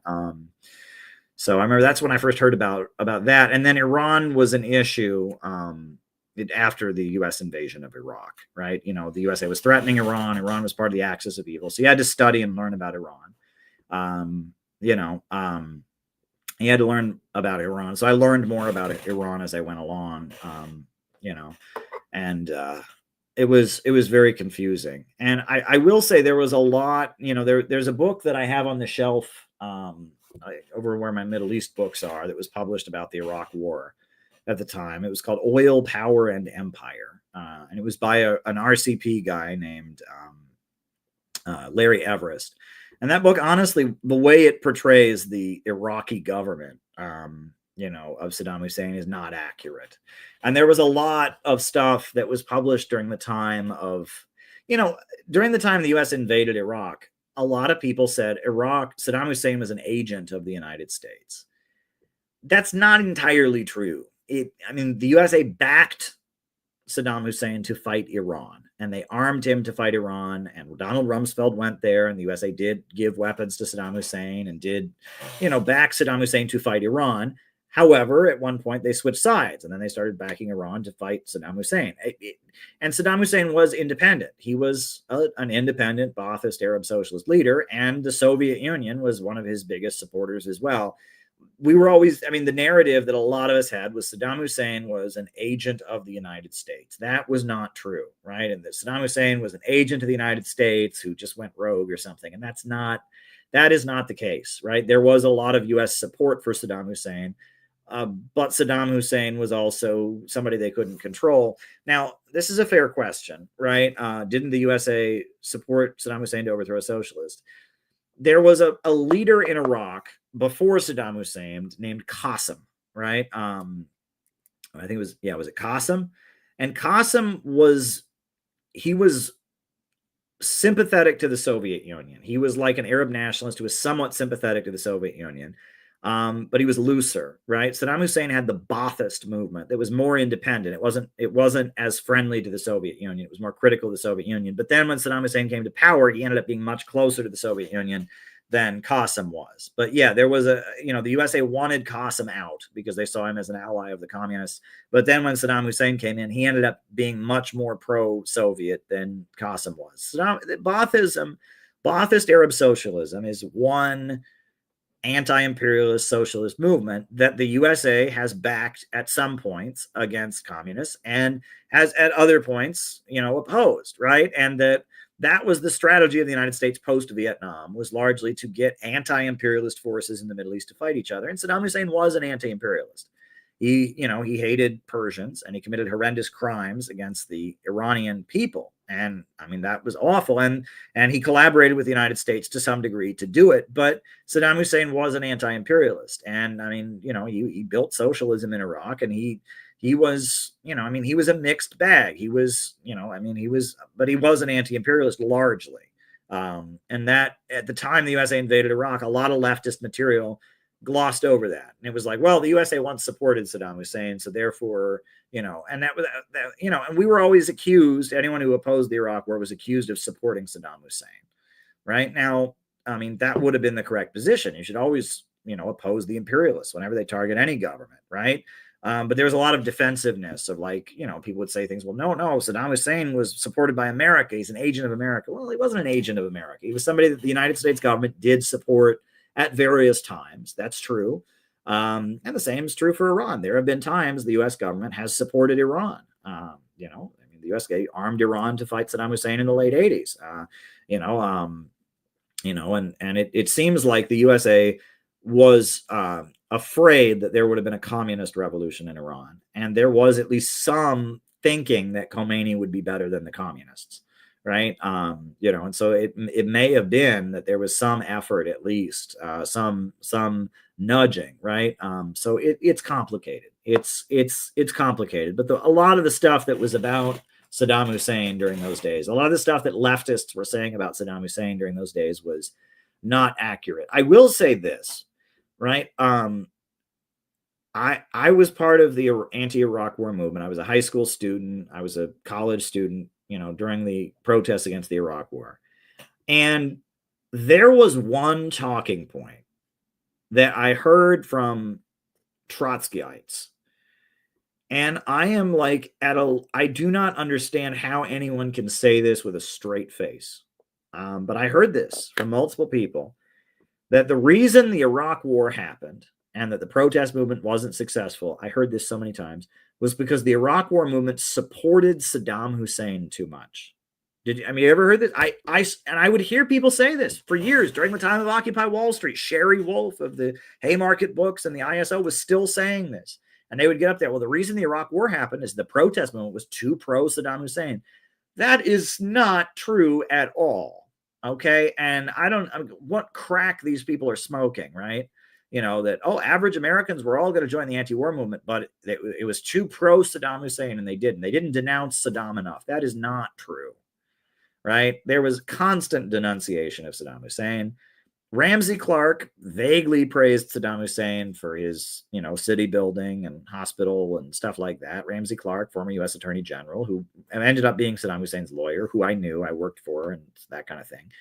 But there was not widespread support for Saddam Hussein, and that this was something I would hear from Trotskyites and others. The left was just so supportive of Saddam Hussein and it scared ordinary people away. That is not true. That is not in any way conceivably true. And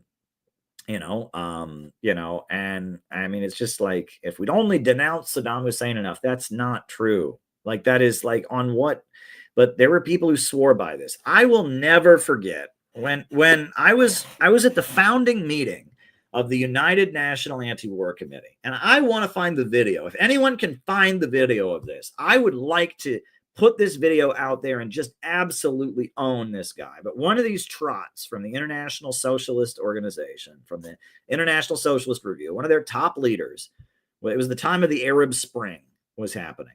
And he was speaking about how amazing the Arab Spring was. Because now, with the Egyptian revolution and the revolution happening in Tunisia and all of that, it was so great it was happening because 20, 30 years ago, the Russian Empire would have co-opted these uprisings. I kid you not. But now there's no more Russian Empire. So they're free to bring democracy and freedom and workers' power from below. And it was just so amazing, the Arab Spring. And it was just so amazing. There was no Soviet Union, no Russian Empire to mess with it. And I want to find that guy and shove that tape in his face. And that just makes me so angry, right? And he was saying, Cuba, there was an uprising, but then the Russian Empire co-opted it. And all these countries, but the Soviet Union was there to ruin it. But now in 2011, the Arab Spring, it's just workers' democracy. There's no Russian Empire to ruin it. And I want to slap that guy so hard. How's Egypt doing? How's Egypt doing, motherfucker? Right? How's Libya doing, motherfucker? Oh my goodness. No Soviet Union, huh? Right? Oh no, can't have that. Thank goodness they're, the anti-imperialist bloc wasn't strong in 2011. The Arab Spring just worked out so well for the whole world. Wow. Everything's been so great since the Arab Spring. You know what I'm saying? ISIS and refugees and my goodness, right? But oh man, the Arab Spring was it was amazing. It was just amazing because there was no Russian Empire to ruin it. That was, hearing them talk that way is, the fact that any of them, and how do these people look themselves in the face, and they don't, for a minute, they probably don't even think for a minute, not for a minute will they apologize. They realize they were wrong. It's, too bad the Egyptian revolution didn't end up like Cuba, right? We all know that, it's just, oh man. right? You look at Libya. How did the Arab Spring work out in Libya? It's just, oh man, right? It's absolutely infuriating. These pro-imperialist leftists and the way they have no shame. They just have no, and it's just, everything is just, if it's like, and you almost wonder, like, it's like there are these people that would just go out of their way to like do leaps and backflips, and they were just desperate to find a way to still be on the same side as the imperialists, right? And it was like, people won't think I'm smart if I don't, it was always tied in with academia, and yeah, these groups are still all kind of there, right? I guess a lot of them merged into Democratic Socialists of America. The ISO was the big trot group that used to exist. They merged into Democratic Socialists of America. There was something called Marxist Humanist Initiative, and I think they were connected to Johnson Forest tendency. But yeah, these were like, yeah. So it was those third camp trots, right? Of Shachtmanites, basically. Max Shachtman, right? That was another name. I cut that for the other YouTube channel, but the ideological descendants of Max Shachtman and Tony Cliff, the Brit, right? They would not talk about Max Shachtman. I would always call ISO when I saw them. I'd say, you guys are a bunch of Shachtmanites. And they'd say, who? I'd say Max Shachtman. And they wouldn't know who he was. They know Tony Cliff. Tony Cliff was the British third camp trot. But Max Shachtman, because he supported the Vietnam War, supported the Bay of Pigs invasion, was pretty much a Republican conservative at the time of his death. They don't want to claim Max Shachtman, but the third camp Trotskyites, right? That neither East nor West, neutral in the Cold War. The third camp trots, they are shameless, and absolutely shameless, and and it was always just like, how can we gain credibility? Right. Like, and how can we, it was almost like, how can we go to anything that is leftist and make sure to poison it against the socialist countries. Right. And, it was very strange. Right. Very, very, very strange. So, the bombing of Libya was, and I guess I'll end with this because I don't see any more super chats. I'm sorry I couldn't give you a better answer there, Red Maze. I did my best with Tomas Sankara. I wish I could give you a better answer than I did, but it's not my field of expertise. But, the bombing and the destruction of Libya was, that's why the first book that CPI ever published was The Green Book by Gaddafi, our own edition of it. I was in one of the only communist groups that supported Gaddafi, and we didn't really support Gaddafi.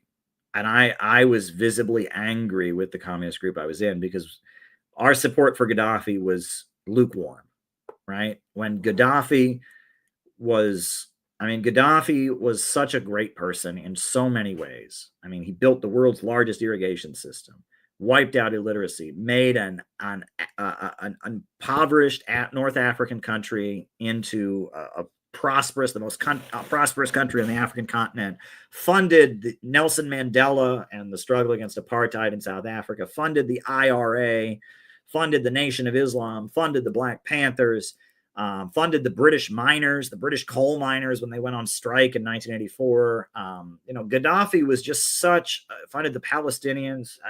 In Libya, right? Every family that got married, he gave them $20,000, which, back then was a lot more money. And especially in Libya, it's a lot of money, right? Every family in Libya that got married got a $20,000 marriage bonus from the oil profits, right? And Gaddafi was such an amazing anti-imperialist leader in so many ways. And when the U.S. imperialists overthrew him, almost all the communist groups basically supported him being overthrown, because it was a revolution, right? It was part of the Arab Spring, and, all of them supported the protests against Gaddafi for the most part. And then there were some that then opposed the bombing, that didn't support the NATO intervention, that said, okay, the NATO intervention is wrong. You know, Workers' World Party, Party of Socialism and Liberation, the RCP, actually, the Bobavakian people, they were disrupting Left Forum. Why aren't you protesting the bombing of Libya? To their credit, I remember Sansara Taylor making a scene at Left Forum. So that was admirable. But the overwhelming majority of communist groups, supported the revolution and then supported the U.S. military intervention, or they would say, well, we're against the bombing, but they didn't do anything about it, and they were too busy denouncing Gaddafi. And I was in one of the only communist groups that dared defend Gaddafi. And the defense of Gaddafi that we gave was weak as hell. And Joyce Chediak, who's now in PSL, right? She's, Joyce Chediak, because she is an Arab American and that, this kind of affirmative action, they had to let her be the speaker, on this. She is an Arab American. Joyce Chediak, the way she wrote and spoke about Libya was unforgivable, right? And Gaddafi is a bourgeois nationalist, and that, we support him against imperialism, but we want the workers of Libya to overthrow him and have real socialism. And Gaddafi oppresses human rights activists. What are human rights activists, Joyce? You know what those are. Those are CIA people. I remember during 2011, when the Arab Spring was going on, she got on a plane, Joyce Chediak, and went to a Trot conference in Egypt and came back. Oh yeah, well, the working people of, she was all convinced, she was bought in by all this Trot propaganda about how Libya was, it was a dictatorship, and there's a workers movement from below. And I mean, it was absolutely abominable the way the Workers' World Party conducted itself. I mean, we had an event at Riverside Church where Ramsey Clark spoke, made clear, and Cynthia McKinney spoke, and that was good. We attended, the Nation of Islam did more than anybody to support Gaddafi. They had the Millions March in Harlem, which was very, very awesome. But I mean, we should have been occupying buildings and getting arrested. We should have been, doing heroic anti-imperialist activism, and we weren't, because it wasn't cool, because Barack Obama was the president and he's fighting racism and he's the first black president. And the protests against Gaddafi, don't you think those are young people that want to change the world? And maybe they don't understand that U.S. imperialism is not their friend, but it's a people's movement from below it. And the day Gaddafi died, I realized the libertarians, I was in the Occupy Wall Street Park the day Gaddafi died, the libertarians were more supportive of Gaddafi than the communists. Right? And the libertarians said that Gaddafi was a good guy because he wanted to create an independent bank and an independent African currency. Alex Jones was more supportive of Gaddafi than the communists were, right? And, I got to tell you, I saw it coming a long time, right? And it was like I started seeing what was wrong. The first sign that something was wrong that I remember was the Ron Paul thing. When Ron Paul became very popular, on my college campus back in Ohio, all of a sudden everyone loved Ron Paul, and Ron Paul was saying things about foreign policy that were very correct. But he was saying, well, the answer is not, it's not real socialism, it's not real capitalism. We need to have real capitalism. We need to privatize everything. The problem is big government, and the wars are communist. And, he was pushing like a libertarian John Birch Society kind of, anti-war, anti-establishment, isolationist, but free market, anti-communist. And I said to the communists I was with, we need to debunk this. We need literature to debunk what these people are saying. And the communists didn't want to do that. No. They had no interest in debunking libertarianism. I'm saying, look, all kinds of people are waking up. They're opposing the wars. They're opposing, the police state repression, but they're doing it in the name of all these crazy free market, anti-communist ideas. We need to do something about this. No, we got to build the movement, man. Build the movement. Oh no, those people who think that way are not worth talking to. Just build the movement. And that was the first sign. It's like, why would you not, when all kinds of people are opposing the war, but they're doing it in the name of an ideology that is detrimentally opposed to yours? Why do you not want to debate them and change their mind? because they're right wing. They're bad people. They're right wing. We wouldn't want to talk to any of those people. They're racist. They're right. It was just no desire to recruit any of the Ron Paul people or debate them or engage in anything that they were saying. And that was the first sign that something was off, right? The next sign was the way they abandoned Libya. Alex Jones went to Libya. Alex Jones stood with Gaddafi. I tell you, Alex Jones was more pro Gaddafi than anybody, than most leftists. Now, Cynthia McKinney was still kind of a leftist at the time. Cynthia McKinney is her own thing. She was a Democrat and she's anti-imperialist, but she was kind of her own thing. She's with her position on a lot of issues now, she's her own thing. But back then, Cynthia McKinney was still kind of considered a leftist figure, a black nationalist leftist. So Cynthia McKinney was supporting Gaddafi. Minister Farrakhan was supporting Gaddafi, but the left abandoned Gaddafi. And then, after Occupy Wall Street, you had the rise of Black Lives Matter, right? And that's when the trans obsession started to get going. And that's when, the wokeification of the left came largely during and after Occupy Wall Street. There were weird things that happened during Occupy Wall Street. For example, there were just all these people saying you couldn't call it Occupy Wall Street because that's racist, because Occupy is what colonizers do. So you had to call it Decolonize Wall Street. And calling it Occupy Wall Street was racist because it was already occupied land because it belonged to Native Americans. And, there was this kind of woke was not the word that was used, but there was this, what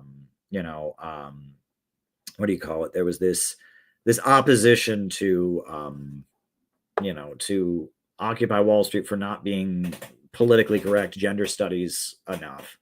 And then the rise of Black Lives Matter. And then the Trump thing, that was at the point that Trump was running for president. At that point, it became clear the left is dead. The left is on the wrong side. The arguments against Trump were he's too friendly to Russia. He wants to make peace with Russia. He doesn't trust our FBI and all that. At that point, the left, you had to break with the left. And I held on, right? I still, I would still say things like, well, I'm not for Trump, but and all that. But it got to the point that it was just, you couldn't. Anybody who wasn't going to repeat MSNBC talking points, you were a Nazi, you were a fascist, and all of that. And, things have really changed. I don't consider myself a communist even at this point. I draw heavily from Marxist anti-imperialism and Marxist critique of capitalism, and I believe we need a government of action that fights for working families.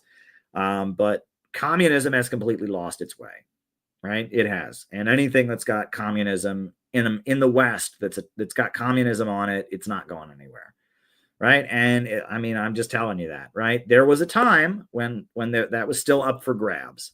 That is gone, right? Anything in the West, in the Western world that has communism attached to it, it's not going anywhere. It's not. And that's, in the developing world, there's plenty of communism. Chinese Communist Party, Vietnam Communist, and there are big communist parties even in countries where the communists are not ruling. There are big communist parties that are very anti-imperialist and very revolution. The Russian Communist Party was a great organization. All across Africa, you have various communist parties or groups with communist roots, right? Like SWAPO or the African National Congress or the Economic Freedom Fighters of South Africa. There are great communists, with a capital C in the developing world, but in the West, no. In the West, it's during the Cold War, the U.S. government realized that boosting and promoting Trotskyites and proto-wokeism was a way to defeat communism. And then what Brzezinski calls institutional Marxism, the Soviet Union and the Soviet-aligned movement fell apart after the fall of the Soviet Union. So now that's all that's there in the West, at least. Right now in the developing world, you still have governments and movements that are come out of the Soviet stuff, but largely, what calls itself communism in America at this point, if someone says I'm a communist, I run away. I practically want to run away, right? You know, if someone says a communist, the chances that they agree with me on anything are very slim, right? If someone says I'm a communist, that probably means they want to nuke Russia. It probably means they think all Republicans are Nazis. It probably means they're obsessed with the transgender issue. You know, it probably means they hate Christianity and hate the family. And, you know, it means you're on the opposite side of me on everything. And if you really talk to those people, you know, you can kind of force them to acknowledge that they're on the opposite side of all the communist governments. And most of them know that. And most of them say, well, that's not real socialism. Those are just dictatorships, Stalinist regimes. You know, most of them know that they're on the opposite side of all the communist governments. There is a slim minority of them who don't know that. But, you know, they're a very, very small minority of people who don't realize they're completely opposed to the communist governments. And, you know, and at this point, if we want to build a real anti-imperialist movement, the American people are more anti-imperialist, more populist than ever before. And communism, that there was always that satanic edge, that red flag, vengeance, guillotine, jealousy, resentment, you know, hatred for God, hatred for the family, kill your father, the Oedipal libidinal, that whole side of communism, that dark spiritual side of communism, that's all that's there. The imperialists have no problem with that. George Soros loves that stuff. That stuff is very helpful. That stuff pulled down the Berlin Wall, right? That stuff is, you know, that's what set the revolution in Libya, right? Gaddafi was the father, right? He was this authoritarian father, and they pulled down the statue. They got rid of Gaddafi, right? And they got revenge on the people who worked for his evil regime. I mean, George Soros has no problem with the aesthetics of communism. The red flag, the red flag, the red flag and the guillotine and the dialectical, you know, everything comes through conflict, right? Never any forgiveness, never any reconciliation. No, conflict. And, you know, there's a dark spiritual side to communism, and that those dark spiritual aesthetics belong to the imperialists, and actual communist governments have moved toward doing something different because they have to hold their countries together. They have to build. The whole reason they had communist revolutions was because they'd been kept poor. And with Stalin, they started building. And Stalin did 5-year plans. And he started building.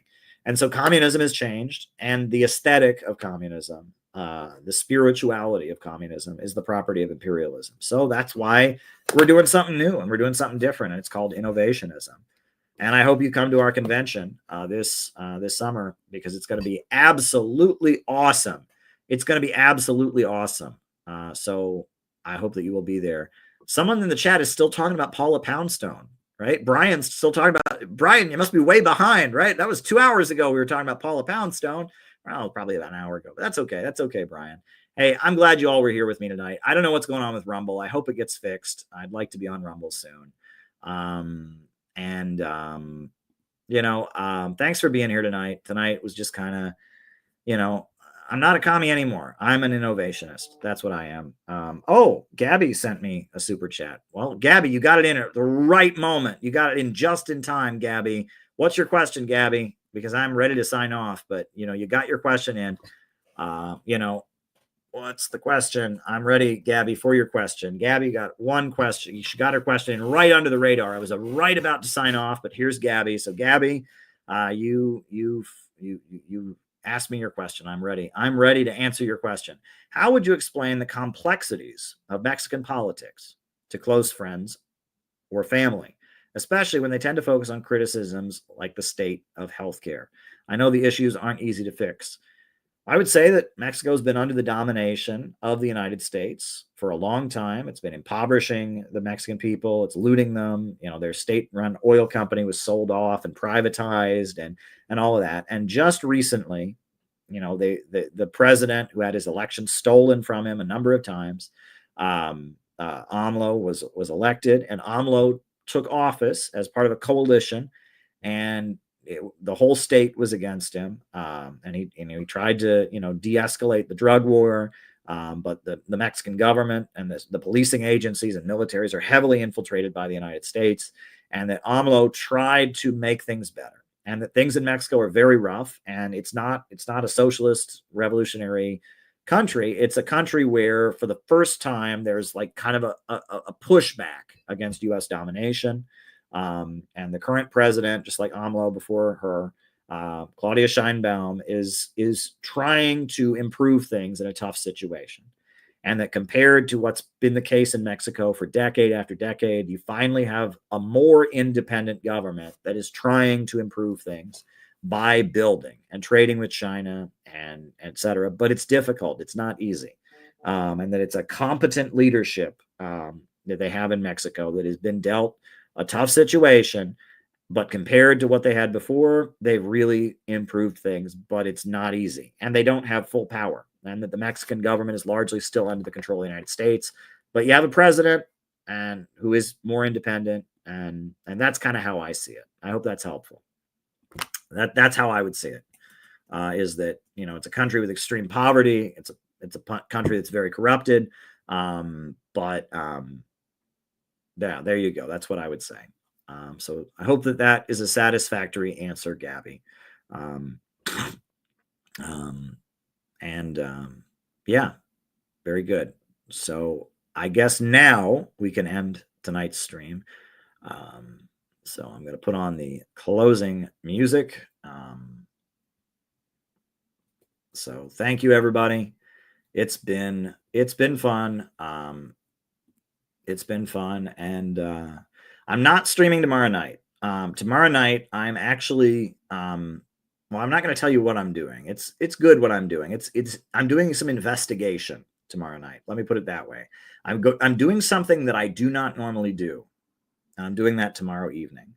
So I won't be streaming tomorrow evening. So there you go. So, all right. So new upsurge in the struggle against U.S. imperialism is now emerging throughout the world. Ever since World War II, U.S. imperialism and its followers have been continuously launching wars of aggression. But the people of various countries have been continuously waging revolutionary wars to defeat their aggression. And while the danger of a new world war still exists, and the people of all countries must get prepared, revolution is the main trend in the world today.